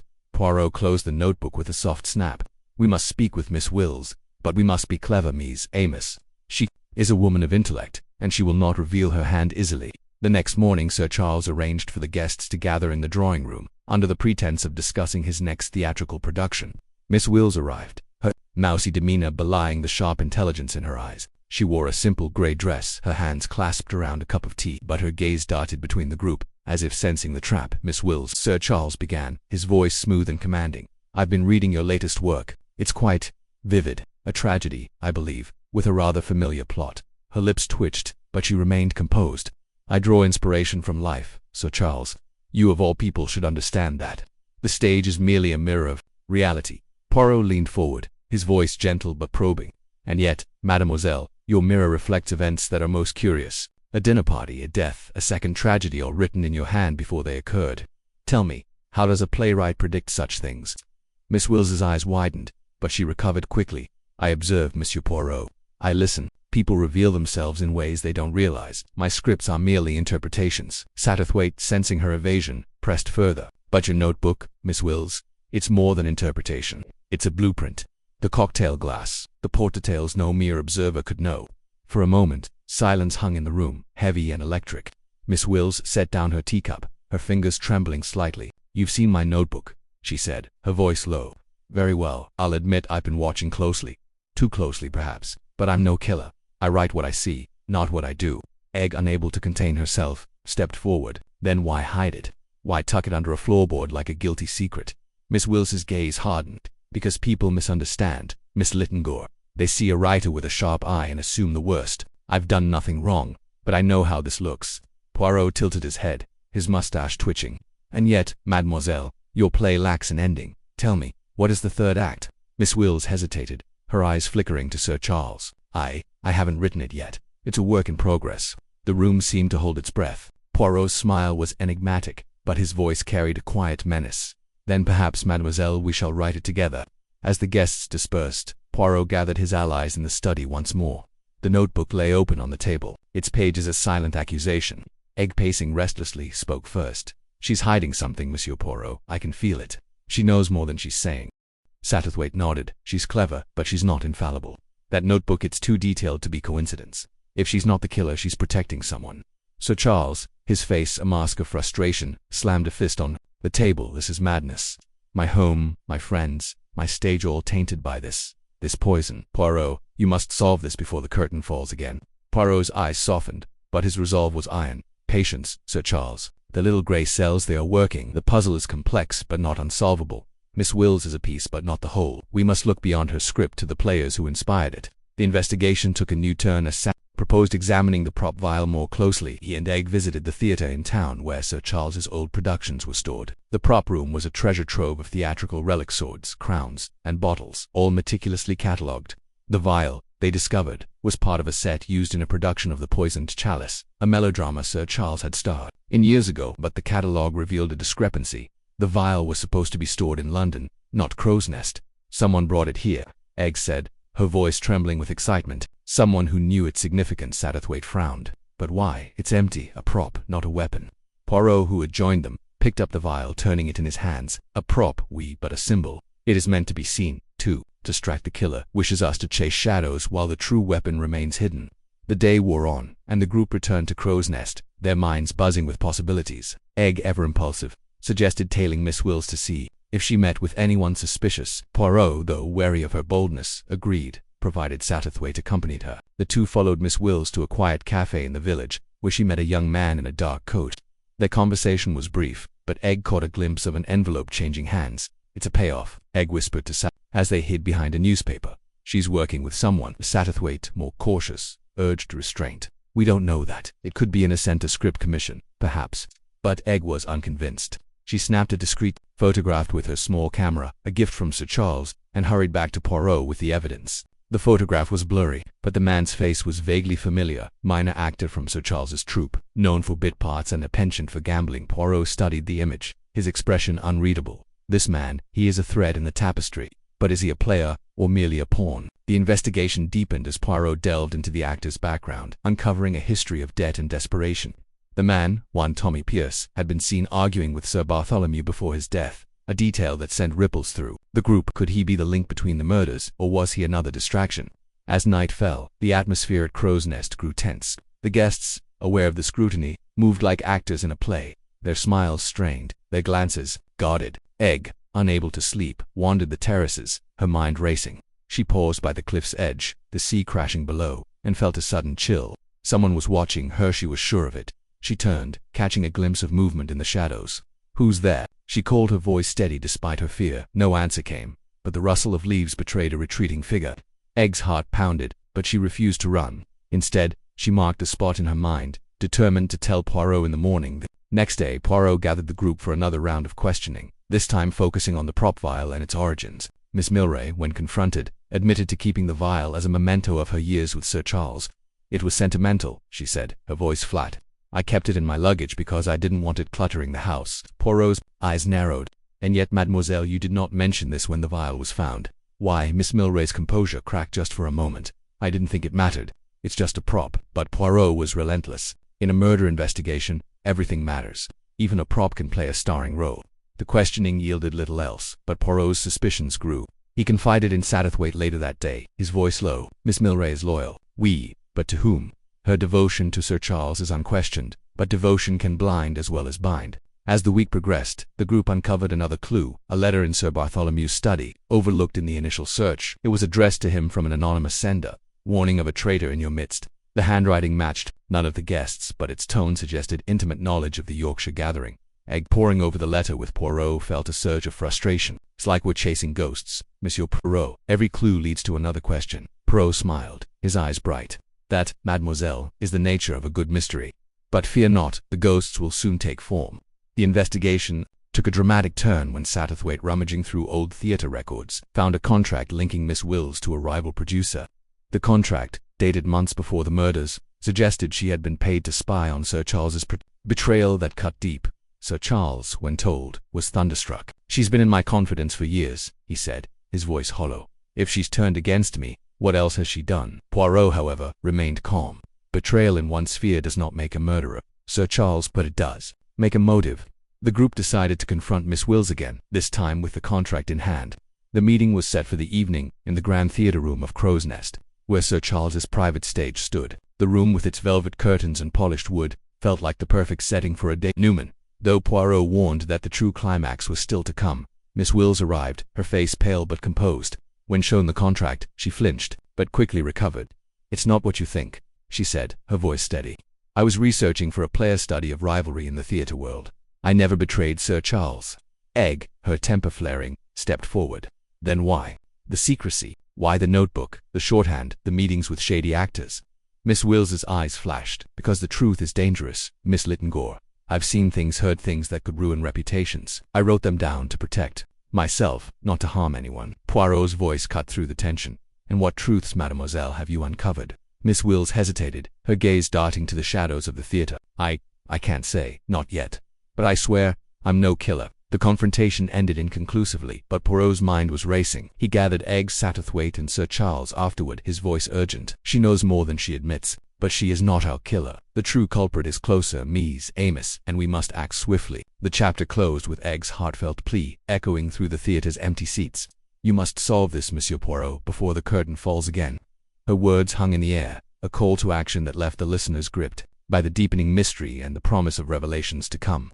Chapter 7. Motives in the spotlight. The Cornish sun dipped low over the cliffs, casting a golden glow through the tall windows of Crow's Nest. The mansion, perched like a sentinel overlooking the churning sea, seemed to hold its breath as Poirot stood in the grand drawing-room, his small, immaculate figure a stark contrast to the sprawling elegance around him. Sir Charles Cartwright, with his actor's poise, lounged in a velvet armchair, while Mr. Satterthwaite, ever the quiet observer, hovered near the fireplace, his sharp eyes missing nothing. Egg Littengore, her youthful energy barely contained, paced the room, her auburn curls catching the fading light. The air was thick with anticipation, for Poirot had summoned the remaining guests from that fateful dinner party, the one where Reverend Babington had collapsed. Setting this intricate drama in motion, Poirot's mustache twitched as he surveyed the assembled cast. Miss Milray, Sir Charles's loyal secretary, sat primly, her hands folded in her lap, her severe grey dress a testament to her no-nonsense demeanour. Miss Wills, the enigmatic playwright, perched on a divan, her notebook clutched like a shield, her eyes darting behind her spectacles. Dr. Freddie Dacres, the young physician with a nervous air, leaned against a bookcase, his fingers drumming an erratic rhythm. The others, Lady Mary Littengore, Egg's elegant mother, Captain Dacres, Freddie's uncle and a retired naval officer, and Mrs. Babington, the late Reverend's widow. Her face, etched with quiet grief, filled the room with a tense, expectant silence. "Mies Amos," Poirot began, his voice soft yet commanding, "we are here to reenact a scene, a moment frozen in time when a man took his last breath under this very roof. The death of Reverend Stephen Babington was no accident, I assure you. It was the opening act of a tragedy, and today we shall uncover the motives that lurk behind the masks of this company." Sir Charles leaned forward, his theatrical flair undimmed. Poirot, You're staging a play within a play. I like it. But what's the script? Who's the villain? Poirot's eyes gleamed. The script, Sir Charles, is written in the actions of those present. Each of you will recreate your movements from that night to the night of the dinner party. Where you stood, what you said, what you saw. The truth lies in the details, and Hercule Poirot never overlooks a detail. Egg stopped pacing, her green eyes alight with determination. Let's do it, then. I want to know who could have done this to poor Mr. Babington. He was so kind, so harmless. Harmless, mademoiselle. Poirot tilted his head. No one is harmless in the eyes of a murderer. Even the meekest soul may provoke a deadly passion. Now, let us begin. The reenactment commenced with the precision of a stage production. Sir Charles, as host, took his place at the head of the imagined dining table, raising a phantom glass and a toast.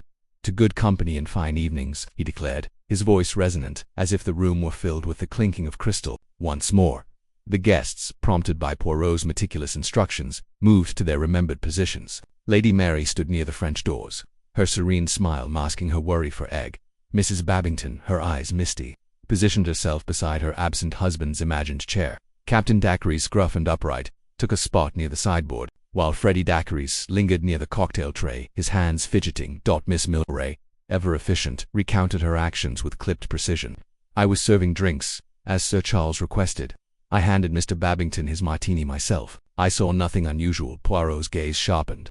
And yet, mademoiselle, you were near the cocktail tray for some time, were you not? Longer, perhaps, than necessary. Miss Milray's lips tightened. I was ensuring the glasses were properly arranged. Sir Charles is particular about presentation. Indeed, Poirot murmured, his tone unreadable. He turned to Miss Wills, who clutched her notebook tighter. And you, mademoiselle, you observed much that night, did you not? Your playwrights, Mrs. Little. Miss Wills blinked rapidly, her voice a soft stammer. I was watching. The interactions, it's my habit, you see, to note how people behave. For my plays I saw nothing suspicious, Monsieur Poirot, yet you wrote something in your notebook. Poirot pressed, his voice like a velvet blade, a glance perhaps, a gesture that betrayed a secret. Miss Wills flushed, her fingers trembling. I don't recall anything specific, just impressions. Poirot nodded, but his eyes held a glint of skepticism. He moved to Freddie Dacres, whose nervous drumming had intensified. Dr. Dacres, you were near the Reverend Babington when he collapsed. Did you notice anything amiss? A scent, a tremor, a look in his eyes? Freddie's face paled. I tried to help him. I checked his pulse, but he was already gone. It happened so fast. I thought it was his heart. And yet, Poirot said softly, you hesitated when asked about your whereabouts earlier. Why, monsieur? Freddie's eyes darted to his uncle, then back to Poirot. I was distracted. I don't remember exactly where I was standing. Satterthwaite, who had been silently observing, stepped forward. I recall Poirot. Dr. Dacres was near the cocktail tray, just before the toast. I saw him adjust a glass, perhaps Mr. Babington's. The room tensed. Freddie's mouth opened, then closed. I was just straightening things. I didn't touch his drink. Poirot raised a hand, silencing the protests. Let us proceed.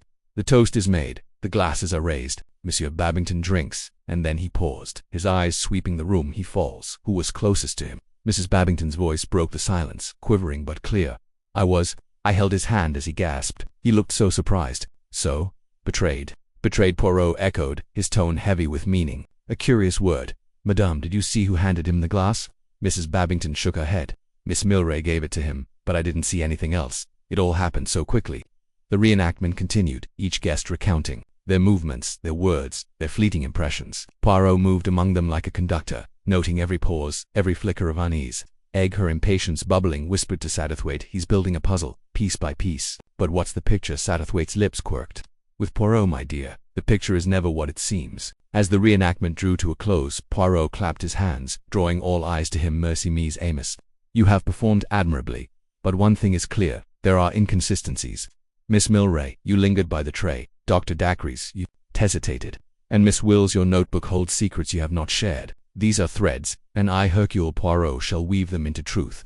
Sir Charles rose, his actor's instinct, sensing a climax. Poirot, you're saying the murderer was among us that night? That one of us slipped poison into Babington's glass? Poirot's eyes twinkled.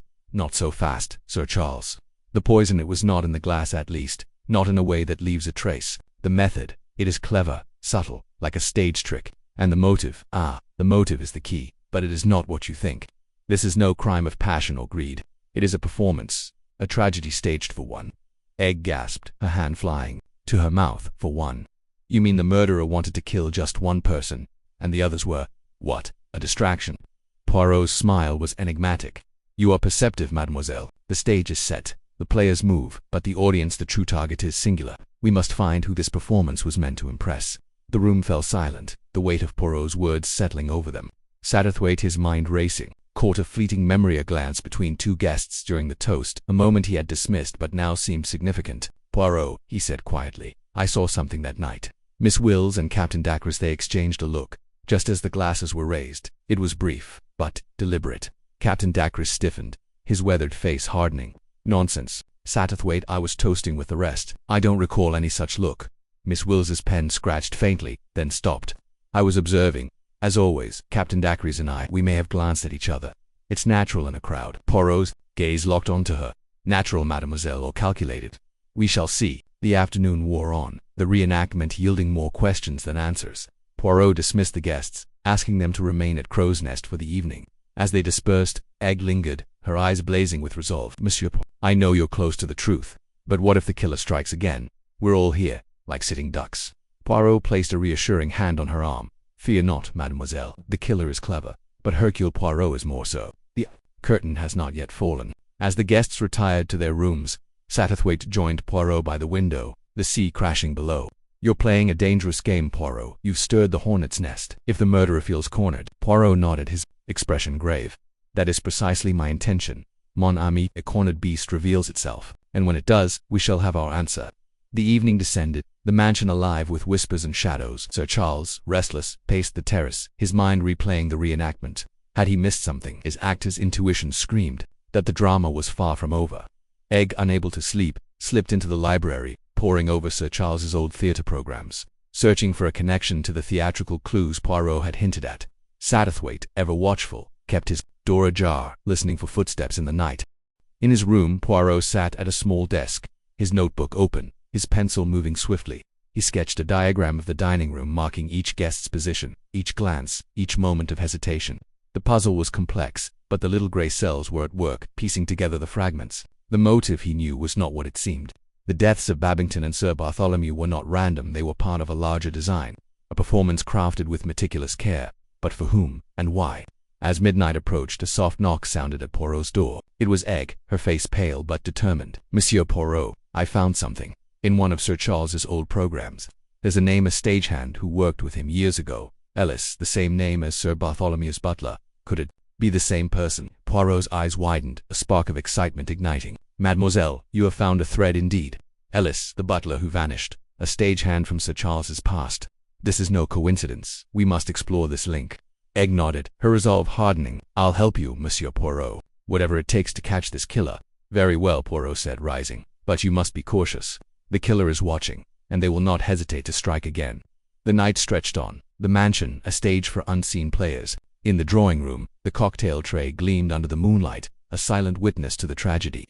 Somewhere among the guests a murderer waited, their script unfinished, and Hercule Poirot, with his unerring instinct, moved closer to the truth, ready to pull back the curtain on the final act. The reenactment had exposed cracks in the facade. Miss Milray's lingering hands, Freddie Dacres's hesitation, Miss Wills's cryptic glances. Each was a clue, a thread in the tapestry of deception. But the true motive, Poirot knew, lay deeper, hidden in the heart of the performance. Was it love, as he had hinted to Egg? Or something more sinister, a need for control, for glory, for a stage where only one star could shine? As the clock struck one, a faint sound echoed through the mansion, a creak of floorboards, a whisper of movement. Poirot's eyes snapped open. The game was afoot, and the next move belonged to the killer. But Hercule Poirot was ready, his mind a trap waiting to spring. The reenactment at Crow's Nest had set the stage for a new act in the unfolding drama. The guests, now scattered to their rooms, carried the weight of suspicion, each wondering who among them hid a murderer's heart. Poirot, in his methodical way, had planted seeds of doubt, knowing the killer would react, would make a mistake. The night was young, and the mansion held its secrets tightly. But Poirot's little grey cells were relentless. Sir Charles, unable to shake his unease, found himself drawn to the drawing room. The cocktail tray, now a relic of that fatal night, stood on the sideboard, its glasses polished to a gleam. He ran a finger along the edge of a martini glass, his mind replaying the toast. Had he seen something that night? A shadow, a movement. His actor's memory, trained to capture every nuance, teased him with fragments he couldn't place. Egg, meanwhile, sat cross-legged in the library, surrounded by stacks of theatre programs. The name Ellis burned in her mind. She flipped through yellowed pages, her fingers trembling with excitement. a 1920s production of Hamlet, directed by Sir Charles, listed a stagehand named John Ellis. Could this be the same man who had served as Sir Bartholomew's butler? The coincidence was too striking to ignore. She scribbled a note to show Poirot, her heart racing at the thought of a breakthrough. Satterthwaite, from his vantage point in the hallway, caught a glimpse of Miss Milray slipping out of her room. Her movements were furtive, her grey dress blending into the shadows. He followed at a distance, his curiosity piqued. She paused at the drawing-room door, glancing around before entering. Satterthwaite crept closer, his heart pounding. What was she doing? Searching for something or covering her tracks? Inside, Miss Milray stood by the cocktail tray, her hands hovering over the glasses. She lifted one, examined it, then replaced it with a faint sigh. Satterthwaite, hidden in the doorway, watched as she pulled a small cloth from her pocket and wiped the rim of a glass. Evidence, he thought, or paranoia. He retreated before she could spot him, his mind racing with possibilities. Back in his room, Poirot added Miss Milray's actions to his mental ledger. The reenactment had confirmed his suspicions. The killer was among them, and their motive was tied to the theatrical world of Sir Charles Cartwright. The connection to Ellis, the vanished butler, was a tantalizing lead. Was he a pawn, a conspirator, or a victim? Poirot's pencil paused, his mind turning over the puzzle. The deaths were too precise, too staged, to be random. The killer was playing a role, and Poirot was determined to unmask them before the final curtain. As dawn approached, the mansion stirred with the first light. The guests, bleary-eyed and tense, gathered for breakfast, their conversations stilted. Poirot, impeccable as ever, joined them, his demeanor calm but his eyes alert. He noted the way Miss Wills avoided Captain Dacres's gaze, the way Freddie Dacres gripped his coffee cup too tightly. Each gesture, each silence, was a clue. Egg slipped Poirot her note about Ellis, her whisper urgent, "If he's the link, we need to find him. He could tell us everything." Poirot nodded, his expression unreadable. "Patience, Mademoiselle. Ellis is a shadow, but shadows lead to light. We shall find him, more what remains of him." The meal ended, and the guests dispersed, but the tension lingered. Sir Charles, restless, invited Poirot for a walk along the cliffs. The sea roared below, its rhythm a counterpoint to their conversation. "Poirot," Sir Charles said, his voice low, "you think I'm involved, don't you? My past, my theatre rights, all part of this." Poirot's smile was enigmatic. "You are the star of this stage, Sir Charles, but whether you are hero or villain, that remains to be seen." The day unfolded with a sense of inevitability. Poirot, Satterthwaite, and Egg formed a quiet alliance, piecing together the clues. The reenactment had exposed the cracks, but the motive remained elusive. Was it revenge, as Satterthwaite suspected, tied to Sir Charles's theatrical rivalries? Was it love, as Egg feared, a passion twisted into murder? Or was it something colder, a calculated act to eliminate a threat? As evening fell, Poirot gathered the guests once more, this time in the library. He stood before the fireplace, his small stature commanding the room. "Ms. Amos," he said, "we have played our parts in this reenactment, and the truth draws near. The motive is not what it seems. It is not for money, nor for revenge. It is a performance, a tragedy staged for one." Sir Charles's eyes narrowed. "For one, Poirot, you keep saying that. Who is it? Who's the audience?" Poirot's gaze swept the room, lingering on each face. "The audience, Sir Charles, is the one who survives, the one who stands alone when the curtain falls. And that, Ms. Amos, is the key to this mystery." The room fell silent, the weight of his words sinking in. Egg's heart pounded, her mind racing. Satterthwaite's eyes flickered with understanding. The killer was among them, and the performance was far from over. But Poirot, with his unerring instinct, was one step ahead, ready to write the final act. Chapter 8. The hidden script. The Cornish sun dipped below the horizon, casting a golden glow over Crow's Nest, its cliff-top silhouette standing like a sentinel against the restless sea. Inside, the air was thick with tension, the kind that settles, after a storm of revelations, when every glance carries the weight of suspicion. Hercule Poirot sat in the drawing-room, his small, precise hands folded neatly in his lap, his eyes gleaming with the quiet intensity of a man who saw not just the room but the intricate web of human motives spun within it. Sir Charles Cartwright paced before the fireplace, his actor's poise fraying at the edges, while Mr. Satterthwaite perched on a velvet settee, his sharp gaze darting between the others like a hawk tracking movement in the grass. Eggleton, Gore, her youthful exuberance tempered by the gravity of their task, leaned against a window, her silhouette framed by the fading light. The investigation had reached a perilous juncture. The reenactment at Crow's Nest had exposed cracks in the guests' stories, Miss Milray's lingering near the cocktail tray, Freddie Dacres's hesitation under scrutiny, but Poirot's theory of a motiveless murder, a crime staged to obscure a deeper purpose, hung over them like a fog. The room felt like a stage, each player awaiting their cue, and Poirot, the director, was about to unveil the next act. "Miss Amos," Poirot began, his voice soft yet commanding. "We have seen the performance, but not the script. The murders, of Reverend Babington and Sir Bartholomew Strange are not isolated tragedies. They are scenes in a play, written with care, performed with precision. But the scripture, it is hidden, and we must find it. Sir Charles stopped pacing, his eyes narrowing. You think someone's been orchestrating this from the start, Poirot, directing us like actors? Precisely, Poirot replied, tilting his head. And you, Sir Charles, know better than most how a director shapes a story. The question is, who holds the pen? Egg turned from the window, her voice sharp with urgency. But we've got clues. No Miss Milray's prop file. Freddie's hesitation. Surely we're close to unmasking them.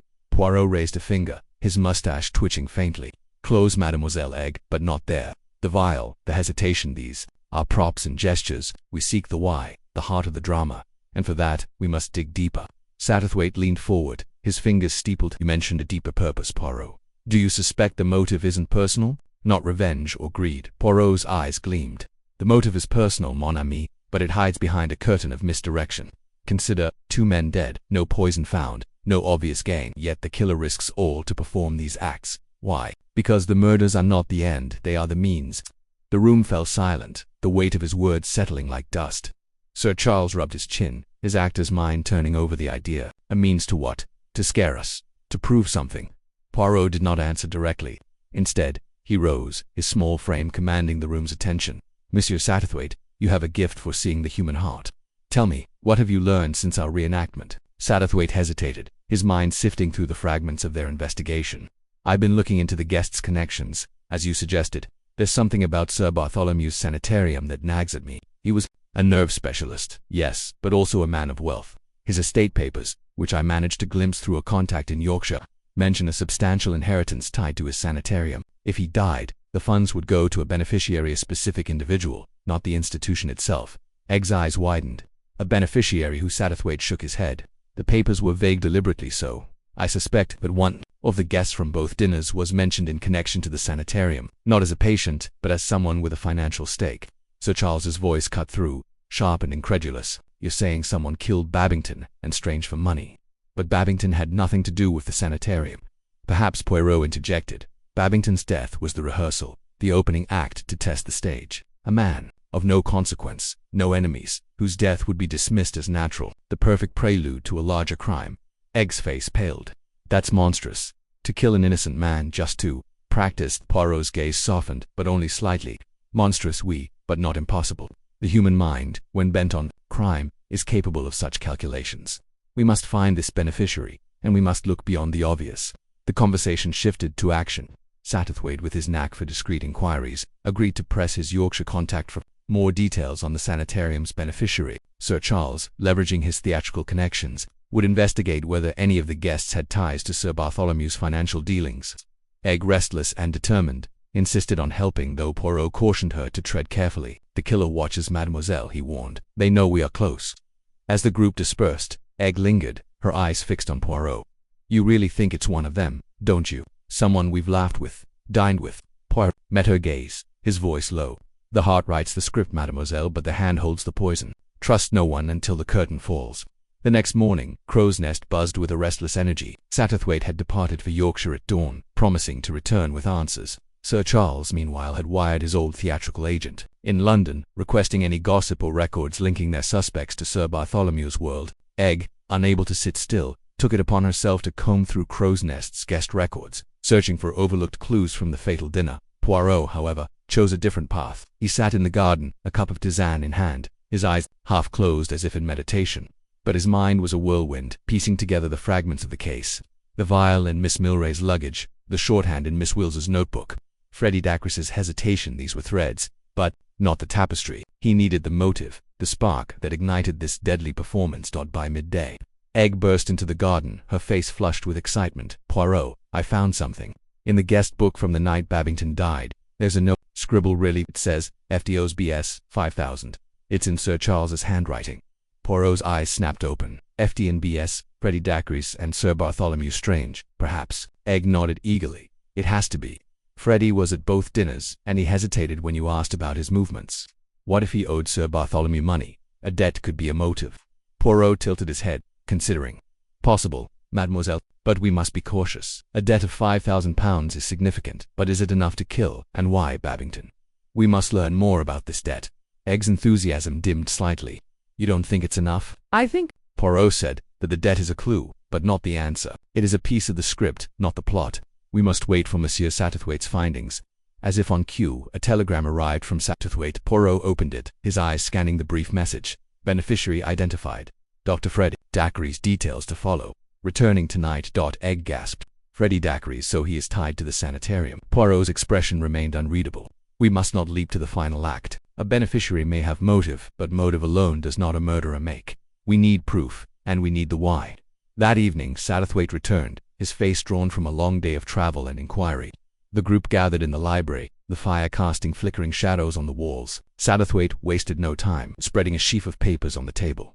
The sanitarium's financial records were locked tight, he began, but my contacted clerk with a penchant for gossip confirmed that Freddie Dacre was named in Sir Bartholomew's will not as a patient, but as a silent partner in a medical venture tied to the sanitarium. If Strange died, Dacre stood to inherit a controlling share, worth tens of thousands. Sir Charles whistled low. That's a fortune, enough to tempt anyone. Satterthwaite nodded. There's more. Dacre's has debts, gambling mostly. The 5,000 in the guest book is just the tip. He owed Strange far more, and there's evidence Strange was pressuring him to repay before the will was finalized. Egg's eyes blazed. So Freddie killed Strange to secure the inheritance and erase his debt. And Babington was, what, a test run? Poirot raised a hand, silencing the room. It fits, mademoiselle, but it is too neat. The killer is cleverer than this. Why leave a note in the guest book, where anyone could find it? Why choose Babington, a man with no connection to Dacre's or the sanitarium? No, there is another layer. Sir Charles leaned forward, his voice tight. You think someone's framing Freddie, using his debt as a decoy? Poirot's eyes twinkled. Perhaps, or perhaps the debt is real, but the motive lies elsewhere. Tell me, Monsieur Satterthwaite, did your clerk mention anyone else tied to the sanitarium? Satterthwaite frowned, flipping through his notes. There was one odd detail. Miss Milray, Sir Charles's secretary, visited the sanitarium last year not as a patient, but to deliver papers for Sir Charles. Something about a charitable donation. Sir Charles's head snapped up. Miss Milray. She never mentioned that. Poirot's smile was faint, but knowing the loyal secretary, always in the background, yet always present. Curious, is it not? Egg's voice trembled with excitement. Do you think Miss Milray's involved? But she's so proper, and that vial in her luggage. A prop, Poirot said softly, or a clue planted to mislead. We must consider all possibilities. The discussion stretched late into the night, theories piling like kindling. Freddie Dacre's debt and inheritance painted him as a prime suspect, but Poirot's insistence on a hidden motive kept them searching. Miss Milray's sanitarium visit raised new questions, and the vial in her luggage labeled poison but empty felt like a deliberate taunt. Sir Charles, growing restless, proposed confronting Dacre's directly, but Poirot demurred. Not yet, he said. The killer expects us to rush to judgment. We must be patient, precise. The script is hidden, but it is there, in the glances, the silences, Paul, the hesitations. We will find it. The next day brought a shift in focus. Egg, determined to prove her worth, tracked down Freddie Dacre's at a local inn, where he was nursing a drink. She approached with a disarming smile, her heart pounding with the thrill of the chase. Dr. Dacre's, she said, sliding into the seat beside him. You look like a man with a story to tell. Freddie, his eyes bleary from drink, gave a lopsided grin. Miss Littengore, to what do I owe the pleasure? She leaned closer, her voice low. I'm trying to understand what happened at Crow's Nest and Yorkshire. You were at both dinners, weren't you? His grin faded, replaced by a wary frown. What's this about? Just tying up loose ends, she said lightly. There's talk of debts. You and Sir Bartholomew need trouble there. Freddie's hand tightened around his glass. You're fishing, Egg, be careful. Some waters are dangerous, she pressed on, undeterred. £5,000, Freddie, that's what the note said. Did you owe him? His face darkened, and he leaned in, his voice a harsh whisper. You're playing a risky game, girl. I owed Strange money. Yes, he was leaning on me hard, but I didn't kill him. Then who did? She shot back, her eyes blazing. Freddie's gaze darted away, his jaw tight. I don't know, but you're barking up the wrong tree. Egg left the inn, her mind racing. Freddie's admission confirmed the debt, but his denial rang true. She reported back to Poirot and Sir Charles, who were waiting in the drawing room. He admitted the debt, she said, but swears he's no killer. I believe him, Sir Charles snorted. He's a gambler, Egg. Liars come with the territory. Poirot, silent until now, spoke up. Mademoiselle Egg, your instincts are sharp. Dr. Dacre's may be a debtor, but his role in this drama is not the lead. We must look to the heart, the emotional truth. Egg frowned. You keep saying that you think it's about love, don't you? Poirot's eyes gleamed. The heart writes the script, mademoiselle, but the hand holds the poison. We must find the hand. The days that followed were a whirlwind of subtle inquiries and tense exchanges. Satterthwaite uncovered more about Miss Milray's sanitarium visit, a delivery of legal documents tied to Sir Charles's donation, but no clear link to the murders. The vial in her luggage remained a puzzle, its theatrical label suggesting a deliberate plant. Poirot, meanwhile, spent hours in silence, his mind turning over the case like a jeweler inspecting a gem. One evening, Egg approached him in the garden, her face pale. "Poirot, I've been thinking about what you said about love, Sir Charles. He's so passionate, so larger than life. Could he be involved?" Poirot's expression was unreadable.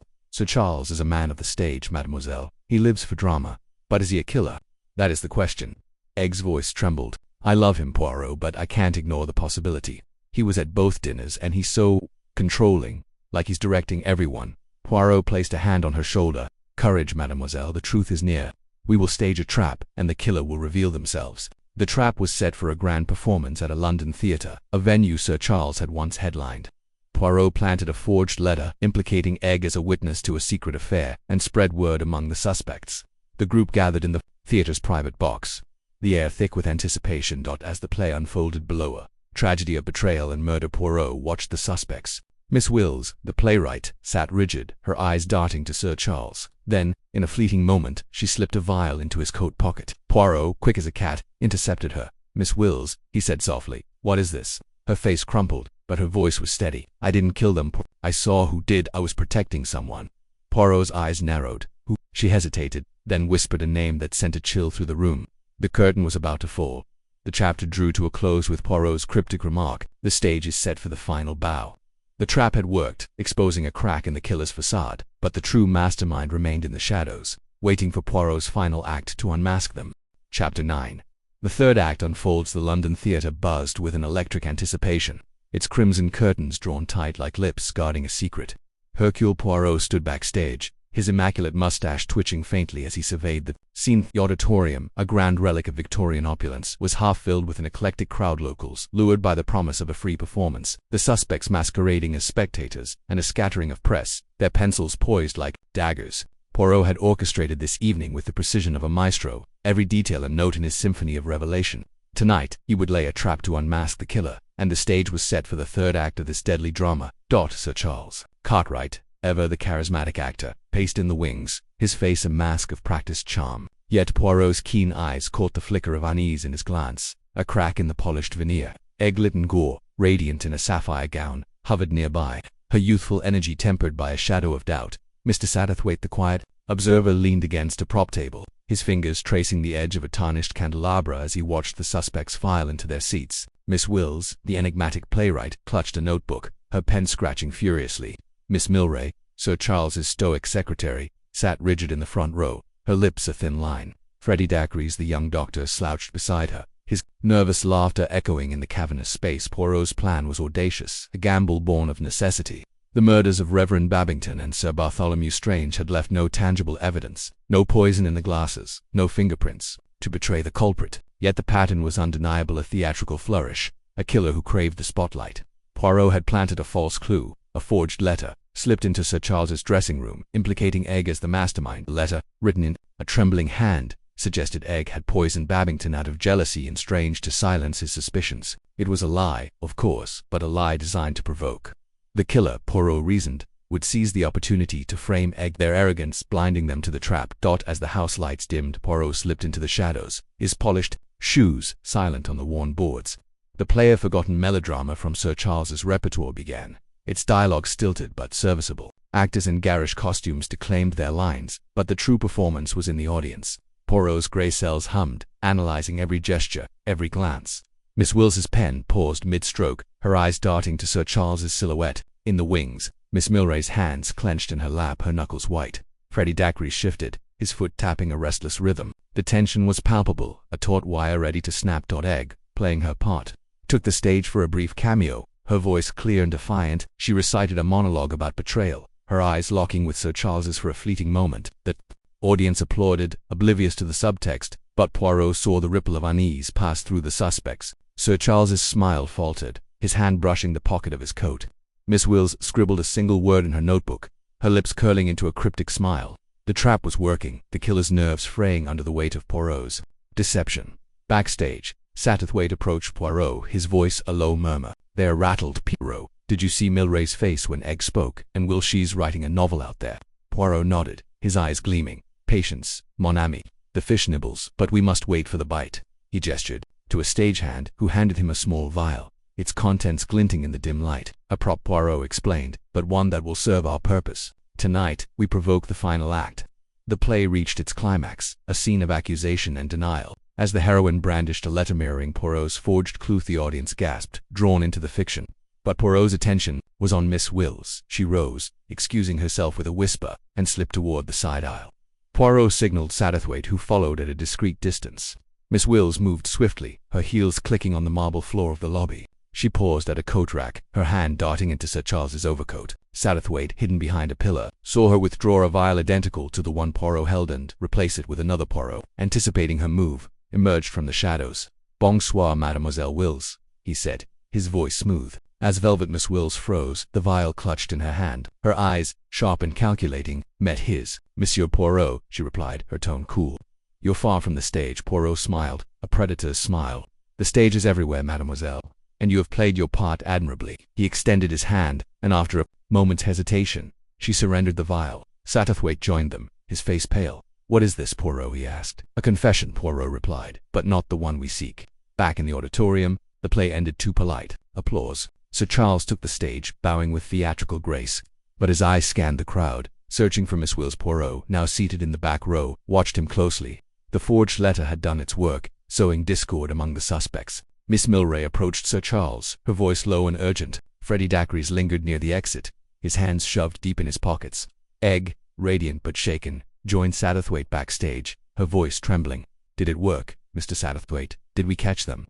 Satterthwaite hesitated, his gaze flicking to Poirot. "We've caught something, my dear," he said, "but I fear the net is not yet full." Poirot summoned the suspects to the green room, a cramped space cluttered with costumes and props. The air was thick with suspicion, each guest eyeing the others like actors in a whodunit. Poirot stood at the center, his presence commanding.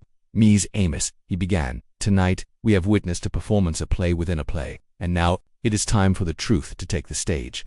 He held up the vial Miss Wills had given him. "This, I believe, is the key to our mystery. But first, let us hear from Mademoiselle Wills." Miss Wills, pale but composed, rose. "I'm no killer, Monsieur Poirot," she said, her voice steady. "I saw something that night at Crow's Nest, a hand slipping a vial into a glass. I didn't know what it meant until Yorkshire, when Sir Bartholomew died.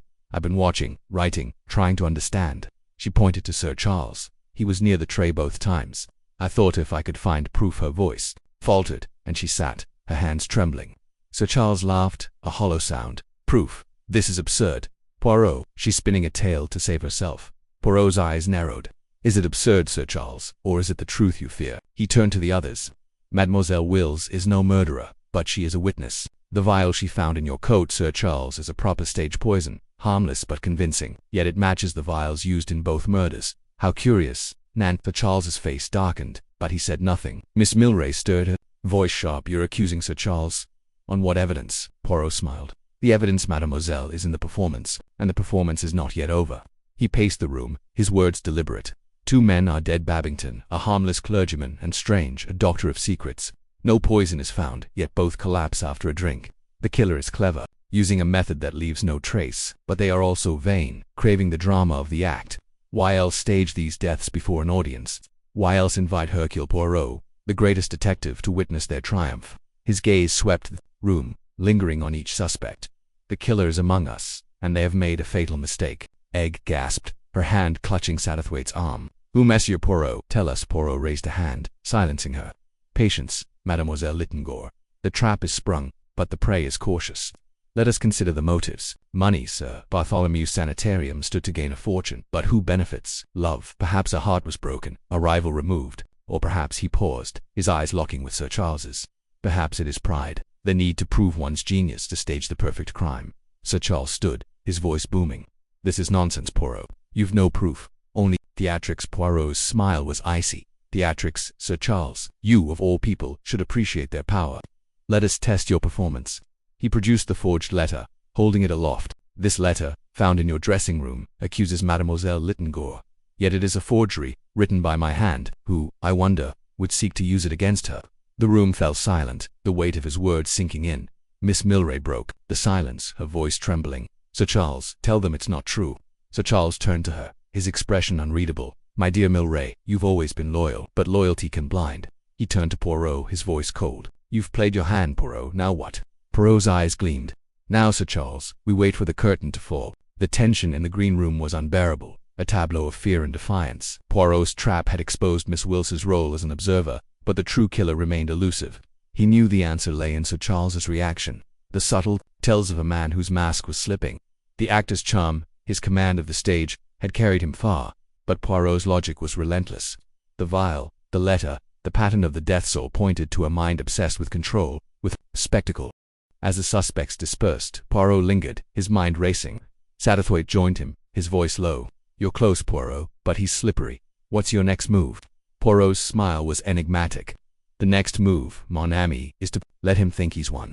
The killer believes they are untouchable, but Hercule Poirot does not fail. He glanced at the stage, where the crimson curtain swayed gently. The stage is set for the final bow. The night deepened, London's fog curling around the theatre like a shroud. Poirot's trap had shaken the suspects, but the killer's identity remained just out of reach. Miss Wils's confession had cleared her of murder, but her observation pointed to Sir Charles as a central figure. Yet Poirot knew the truth was more complex, a script with layers yet to be peeled away. The forged letter had provoked a reaction, but not the confession he sought. The killer was cautious, their arrogance tempered by cunning. Egg, unable to sleep, sought Poirot in the theatre's empty auditorium. Monsieur Poirot, she said, her voice trembling, I trust you, but I'm afraid, if it's Sir Charles. She broke off, her eyes brimming with tears. Poirot placed a gentle hand on her shoulder. Courage, mademoiselle. The truth is a harsh light, but it will illuminate all. He guided her to a seat, his voice soothing. Tell me, what do you know of Sir Charles's heart? His desires, his fears. Egg hesitated, her fingers twisting the hem of her gown. He's always been larger than life, Monsieur Poirot. He loves the stage, the applause, but lately he's been distant, obsessed with his legacy. He spoke once of a role he'd never play, a villain, unmasked before the world. Her words struck Poirot like a bell, resonating with his suspicions. Sir Charles, the actor, craved not just applause, but immortality, a performance that would echo through time. As dawn broke, Poirot gathered his notes, his mind a mosaic of clues. The vial, the letter, the pattern of the death soul pointed to a theatrical mind, a killer who saw life as a stage. Sir Charles's coat, the prop poison, the forged letter, these were not mere clues but lines in a script written by a hand that relished control. Poirot knew the final act was near, but the killer's next move was uncertain.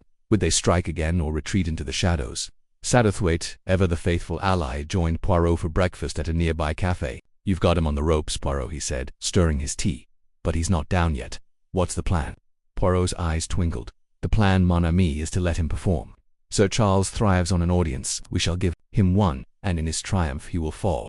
He sipped his tisane, his mind already scripting the denouement. The day passed in a flurry of activity. Poirot coordinating with the local police, discreetly briefing them on his suspicions. Sir Charles, unaware of the net closing around him, rehearsed for a new production, his voice ringing through the theatre. Egg, torn between loyalty and doubt, kept her distance, her heart heavy with the weight of truth. Miss Wills, now a reluctant ally, shared her notebook with Poirot, its pages filled with observations of the suspect's movements. Miss Milray, stoic as ever, maintained her silence, her loyalty to Sir Charles unshaken. As evening fell, Poirot returned to the theatre, his steps purposeful. The stage was set for a private performance, a gathering of the suspects under the guise of a script reading. The auditorium was empty, save for the small circle of chairs on stage, lit by a single spotlight. Sir Charles arrived first, his smile confident. Another game, Poirot? He asked, his voice laced with mockery. Poirot inclined his head. A game, perhaps, but one with high stakes. The others filed in. Egg, Satterthwaite, Miss Wills, Miss Milray, Freddie de Cries. The air was thick with anticipation, each suspect aware of the evening's significance. Poirot took his place at the center, his voice clear and commanding. Mes amis, he said, we are here to read a script not of fiction, but of truth. 2 men are dead, and the killer sits among us. Tonight, we shall unmask them. He distributed pages, each marked with a role. This is a reconstruction, he explained, of the night at Crow's Nest. Each of you will play your part, as you did then. The suspects exchanged glances, their unease palpable.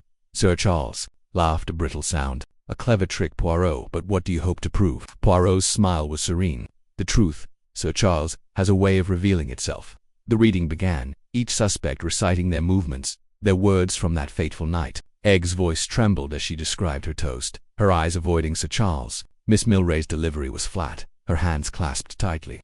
Freddie Dacre stumbled over his lines, his face flushed. Miss Wills read with precision, her eyes flicking to Poirot for approval. Sir Charles, ever the professional, performed with flair, his voice rich and confident. But Poirot was watching, not listening. He saw the subtle tells, the flicker of Sir Charles's eyes when Babington's death was mentioned, the tightening of his jaw when Miss Wills described the tray of cocktails. The actor was playing his role, but the cracks were widening. Poirot paused the reading, his voice cutting through the silence. A moment, Ms. Amos. There is a discrepancy. Sir Charles, you claim you were at the window when Babington fell, yet Mademoiselle Wills places you near the tray. Sir Charles's smile didn't waver. A mistake, surely. The lady's memory is faulty. Miss Wills bristled, her voice sharp. My memory is perfect. Sir Charles, I saw you. The room tensed, the accusation hanging in the air. Poirot seized the moment, producing the vial from his pocket. And this, Sir Charles, a prop you say, yet it matches the vials used in both murders. How do you explain it? Sir Charles's laughter was strained. A coincidence, Poirot, you're grasping at straws. But Poirot was relentless. Coincidence or design? The killer chose their victims with care, staging each death as a performance. Babington, a minor player, was a rehearsal. Strange, a man of secrets was the main act. And you, Sir Charles, were the director. The accusation landed like a thunderclap. Egg gasped, her hand covering her mouth. Miss Milray stood, her voice trembling. This is outrageous. Sir Charles is no murderer. Satterthwaite, silent until now, spoke softly. Let him finish. Milray, we must hear the truth. Poirot nodded, his gaze never leaving Sir Charles. The truth, Ms. Amos, is in the performance. Sir Charles, you craved a role that would immortalize you not as a hero, but as a genius. A crime so perfect, so theatrical, that even Hercule Poirot would applaud. Sir Charles's mask slipped, his eyes blazing. You're mad, Poirot. You've no proof. Poirot's voice was calm, unyielding. The proof, Sir Charles, is in your heart. You loved the stage, but the stage was not enough. You needed a greater audience, a greater triumph. And so, you wrote a tragedy, with real blood. He turned to the others, his words deliberate. The poison was a prop, a sleight of hand, a cocktail switch, executed with an actor's precision. Babington and Strange were pawns, their deaths a curtain raiser for your masterpiece. The room was silent, the weight of Poirot's words crushing. Egg's tears fell freely, her voice a whisper. Charles, tell me it's not true. Sir Charles looked at her, his expression softening for a moment. Egg, my dear, you were always my brightest star. But the moment passed, and his defiance returned. You've spun a fine tale, Poirot, but it's fiction. Where's your evidence? Poirot smiled, a smile of triumph. The evidence, Sir Charles, is in your coat. The vial Miss Wills found and the one you replaced. A harmless prop, you claim, but its twin was laced with a poison that leaves no trace. The police, even now, are analyzing it. Sir Charles's face paled, his bravado crumbling. Poirot pressed his advantage. You underestimated me, Sir Charles. You invited Hercule Poirot to your stage, thinking to outshine him, but the stage belongs to justice. The police, summoned by Poirot's earlier briefing, entered the theater, their footsteps echoing in the silence. Sir Charles stood, his shoulders squared, a performer to the end, a fine performance. Poirot, he said, his voice hollow, but the curtain falls for us all. He turned to Egg, his eyes softening. Forgive me, my dear. The police led him away, the clink of handcuffs a final note in the tragedy. Egg collapsed into Satterthwaite's arms, her sobs echoing in the empty theater. Miss Wills closed her notebook, her face unreadable. Miss Milray, shattered, followed the police, her loyalty broken. Freddie Dacre slipped away, his relief palpable. Poirot stood alone on stage, the spotlight casting his shadow long and sharp. The trap had worked, the killer unmasked, but the victory was bittersweet. The stage was set for the final bow, but the cost was heavy. As the suspects dispersed, Poirot lingered, his mind replaying the case. The murders, the motives, the theatrical flourish all had led to this moment. Sir Charles, driven by pride, had written a script of death, but Poirot had rewritten the ending. The curtain had fallen, and justice had taken the stage. Yet the echoes of Egg's tears, of Sir Charles's defiance, lingered, a reminder of the human cost of truth. The theater grew quiet, the spotlight fading to black. Poirot adjusted his hat, his steps echoing as he walked into the night. The case was closed, the killer caught, but the stage would always call, its dramas waiting for another act. Chapter 10. Illumination by Poirot. The Cornish evening draped crow's nest in a velvet cloak of twilight. The cliff-top mansion glowing under the soft flicker of chandeliers. Hercule Poirot stood at the center of the grand drawing-room, his small, immaculate figure commanding the attention of every soul present. The air was thick with anticipation, a palpable tension weaving through the gathered suspects, their faces a gallery of nerves and curiosity. Sir Charles Cartwright, the celebrated actor, lounged in an armchair with a practiced nonchalance, his eyes gleaming with the thrill of performance. Mr. Satterthwaite, ever the observer of human nature, stood near the fireplace, his sharp gaze darting between faces. Eglantine Gore, her youthful vibrancy dimmed by the weight of suspicion, clutched a glass of water, her knuckles pale. Miss Milray, Sir Charles's loyal secretary, stood rigid, her lips a thin line. Miss Wills, the enigmatic playwright, scribbled absently in her notebook, her eyes flickering with unease. Freddie Dacres, the young doctor, shifted uncomfortably, his hands buried in his pockets. The remaining guests, minor players in this deadly drama, filled the room, their whispers hushed as Poirot prepared to unveil the truth. Mise à mise. Poirot began, his voice a velvet blade cutting through the silence. We have played a long and intricate game, a tragedy in 3 acts, staged with the precision of a master dramatist. Tonight, the curtain falls, and the truth takes center stage. 2 men are dead. Reverend Babington and Sir Bartholomew Strange, both struck down by an invisible hand, their deaths disguised as accidents. But Hercule Poirot does not believe in accidents when the stage is set so carefully. He paced slowly, his polished shoes clicking on the hardwood floor, his mustache twitching as he surveyed the room. Let us begin with the first act. At this very house, Crow's Nest, a dinner party. 13 guests, a number that brings unease to the superstitious. Reverend Babington sips a martini and falls dead. No poison is found, no motive apparent. A tragedy, yes, but an accident. Nan Mies aims the glass. It tells a story. It was clean to clean. Someone ensured no trace remained. Satterthwaite leaned forward, his brow furrowed. But Poirot, the glass was examined. There was nothing. Poirot's green eyes gleamed. Precisement, Mr. Satterthwaite. Nothing is sometimes everything. The absence of poison in the glass does not mean the absence of poison in the man. The martini was a distraction, a prop in a larger performance. Let us move to the second act, in Yorkshire, where Sir Bartholomew Strange meets a similar fate. A sip of port, a collapse, and again, no poison found. Coincidence? Nan, the stage is the same, the players overlap, and the method repeats. There's no accident hit. There's a script. Egg's voice trembled as she spoke, her eyes fixed on Poirot. But who, Mr. Poirot? Who would want to kill a harmless vicar and a doctor? What connects them? Poirot raised a finger, his gesture commanding silence. Patience, Mademoiselle Egg. The connection is not in the victims alone, but in the performance.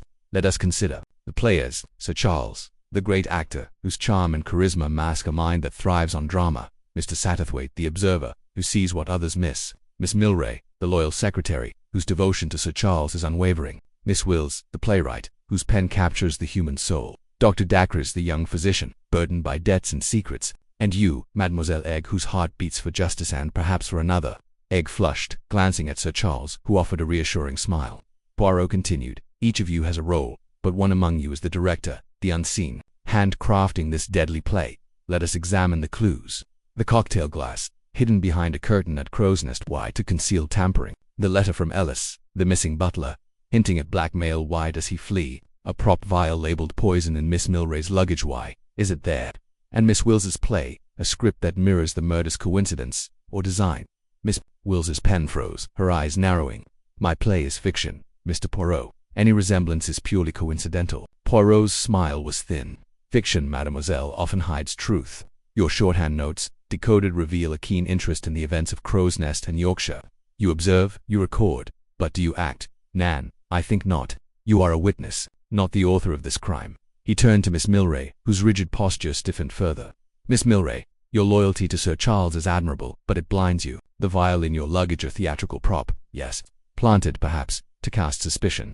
You were near the cocktail tray longer than you admitted during our reenactment. Why? Miss Milray's voice was clipped. I was tidying, Mr. Poirot, nothing more. Tidying, Poirot repeated, his tone laced with skepticism. And yet, the tray was undisturbed, the glasses in perfect order except for one, hidden away. Nan, you were not tidying, you were protecting someone. Sir Charles rose, his voice smooth but edged with unease. Poirot, surely you're not suggesting Miss Milray is involved? She's been with me for years. Poirot's eyes locked onto Sir Charles, unblinking. Loyalty, Sir Charles, is a powerful motive. But let us turn to you, the star of this stage. Your career is one of brilliance, of commanding audiences, of crafting illusions. Crow's Nest is your theater, and these deaths, Babington Strange, are they not part of a grand performance, a tragedy staged for your own glory? The room gasped, a collective intake of breath. Egg's glass slipped from her hand, shattering on the floor. No, she cried. Sir Charles would never silence Mademoiselle. Poirot said gently but firmly. Let us consider the facts. Sir Charles, you were present at both deaths. You, an actor, know the art of sleight, of hand, of misdirection. The cocktail glass, the port, both were opportunities for a skilled performer to introduce a poison so subtle it leaves no trace. A poison perhaps from your theatrical props, disguised as part of the scenery. Satterthwaite's voice was low, almost a whisper. But why, Poirot? Why would Sir Charles kill a vicar and a doctor? What's the motive? Poirot's gaze softened, but his voice grew sharper. The motive, Mr. Satterthwaite, is the key to the play. At first I, too, was puzzled. Reverend Babington, a harmless man, no enemies, no wealth. Sir Bartholomew, stranger nerve specialist, respected, admired. What connects them? Nothing, it seems, until we look deeper. Sir Bartholomew treated a patient, a woman whose identity was known to one among us, a woman whose secret could ruin reputations, end careers, destroy lives, a secret worth killing for. Freddie Dacres paled, his hands clenching. You're talking nonsense, Poirot. I don't know anything about a patient. Do you not? Dr. Dacres. Poirot's tone was deceptively mild. Your debts to Sir Bartholomew were substantial, were they not? A young doctor, struggling, perhaps desperate. But no, you are not the killer. You are a pawn, caught in a larger game. Poirot turned back to Sir Charles, his voice rising. The patient Ms. Amos was a figure from Sir Charles's past, a woman whose connection to him was buried, hidden beneath layers of charm and fame. But Sir Bartholomew knew her, treated her, and perhaps threatened to reveal her secret. And Reverend Babington, an unfortunate accident, a man in the wrong place, sipping the wrong drink. The first death was a rehearsal, a test of the method. The second was the true act. Sir Charles laughed, a rich theatrical sound. Bravo, Poirot, a fine performance, but pure fiction. You have no proof. Poirot's smile was cold. Proof, Sir Charles. Let us revisit the third act, in London, where I laid a trap. A forged letter, implicating Mademoiselle Egg, planted to provoke a reaction. And who reacted? Miss Wills, slipping a vial into your coat, believing it would protect you, but it was not protection, it was panic. She knew your secret, Sir Charles. She knew the poison came from your collection, a theatrical prop you kept, from your days on the stage, a poison so rare, so subtle, it mimics natural death. Egg's voice broke, tears streaming down her face. It can't be true. Charles, tell him it's not true. Sir Charles's facade cracked, his shoulders slumping. Egg, my dear, I never meant to hurt you. It was a performance. A perfect crime, staged to eliminate those who threatened me. Babington was a mistake, a miscalculation, but strange he knew too much. He had to go. Poirot stepped closer, his voice relentless. You used your charm, your skill, to manipulate the stage. The cocktail switch at Crow's Nest, the port in Yorkshire role executed with the precision of a seasoned actor. You played the hero, the grieving friend, while plotting murder. But Hercule Poirot sees through the act. The curtain falls, and justice takes the stage. Satterthwaite shook his head, his voice heavy with disbelief. Charles, how could you? All this, for what? Fame, love. Sir Charles's eyes met Egg's, a flicker of regret passing through them. For freedom, Satterthwaite. Freedom from a past that would have destroyed me. But I underestimated Poirot. Egg turned away, sobbing, as Miss Milray stepped forward, her voice trembling. I knew something was wrong, but I couldn't believe it was you, Sir Charles. I hid the glass to protect you. Poirot nodded. Your loyalty, Miss Milray, was your error. But it is Sir Charles who must face the consequences. The room fell silent, the weight of the revelation settling over the guests like a heavy fog. Poirot turned to the door, his silhouette framed against the Cornish night. The play is over. Miss Amos, the truth is revealed, and the stage is empty. Good night.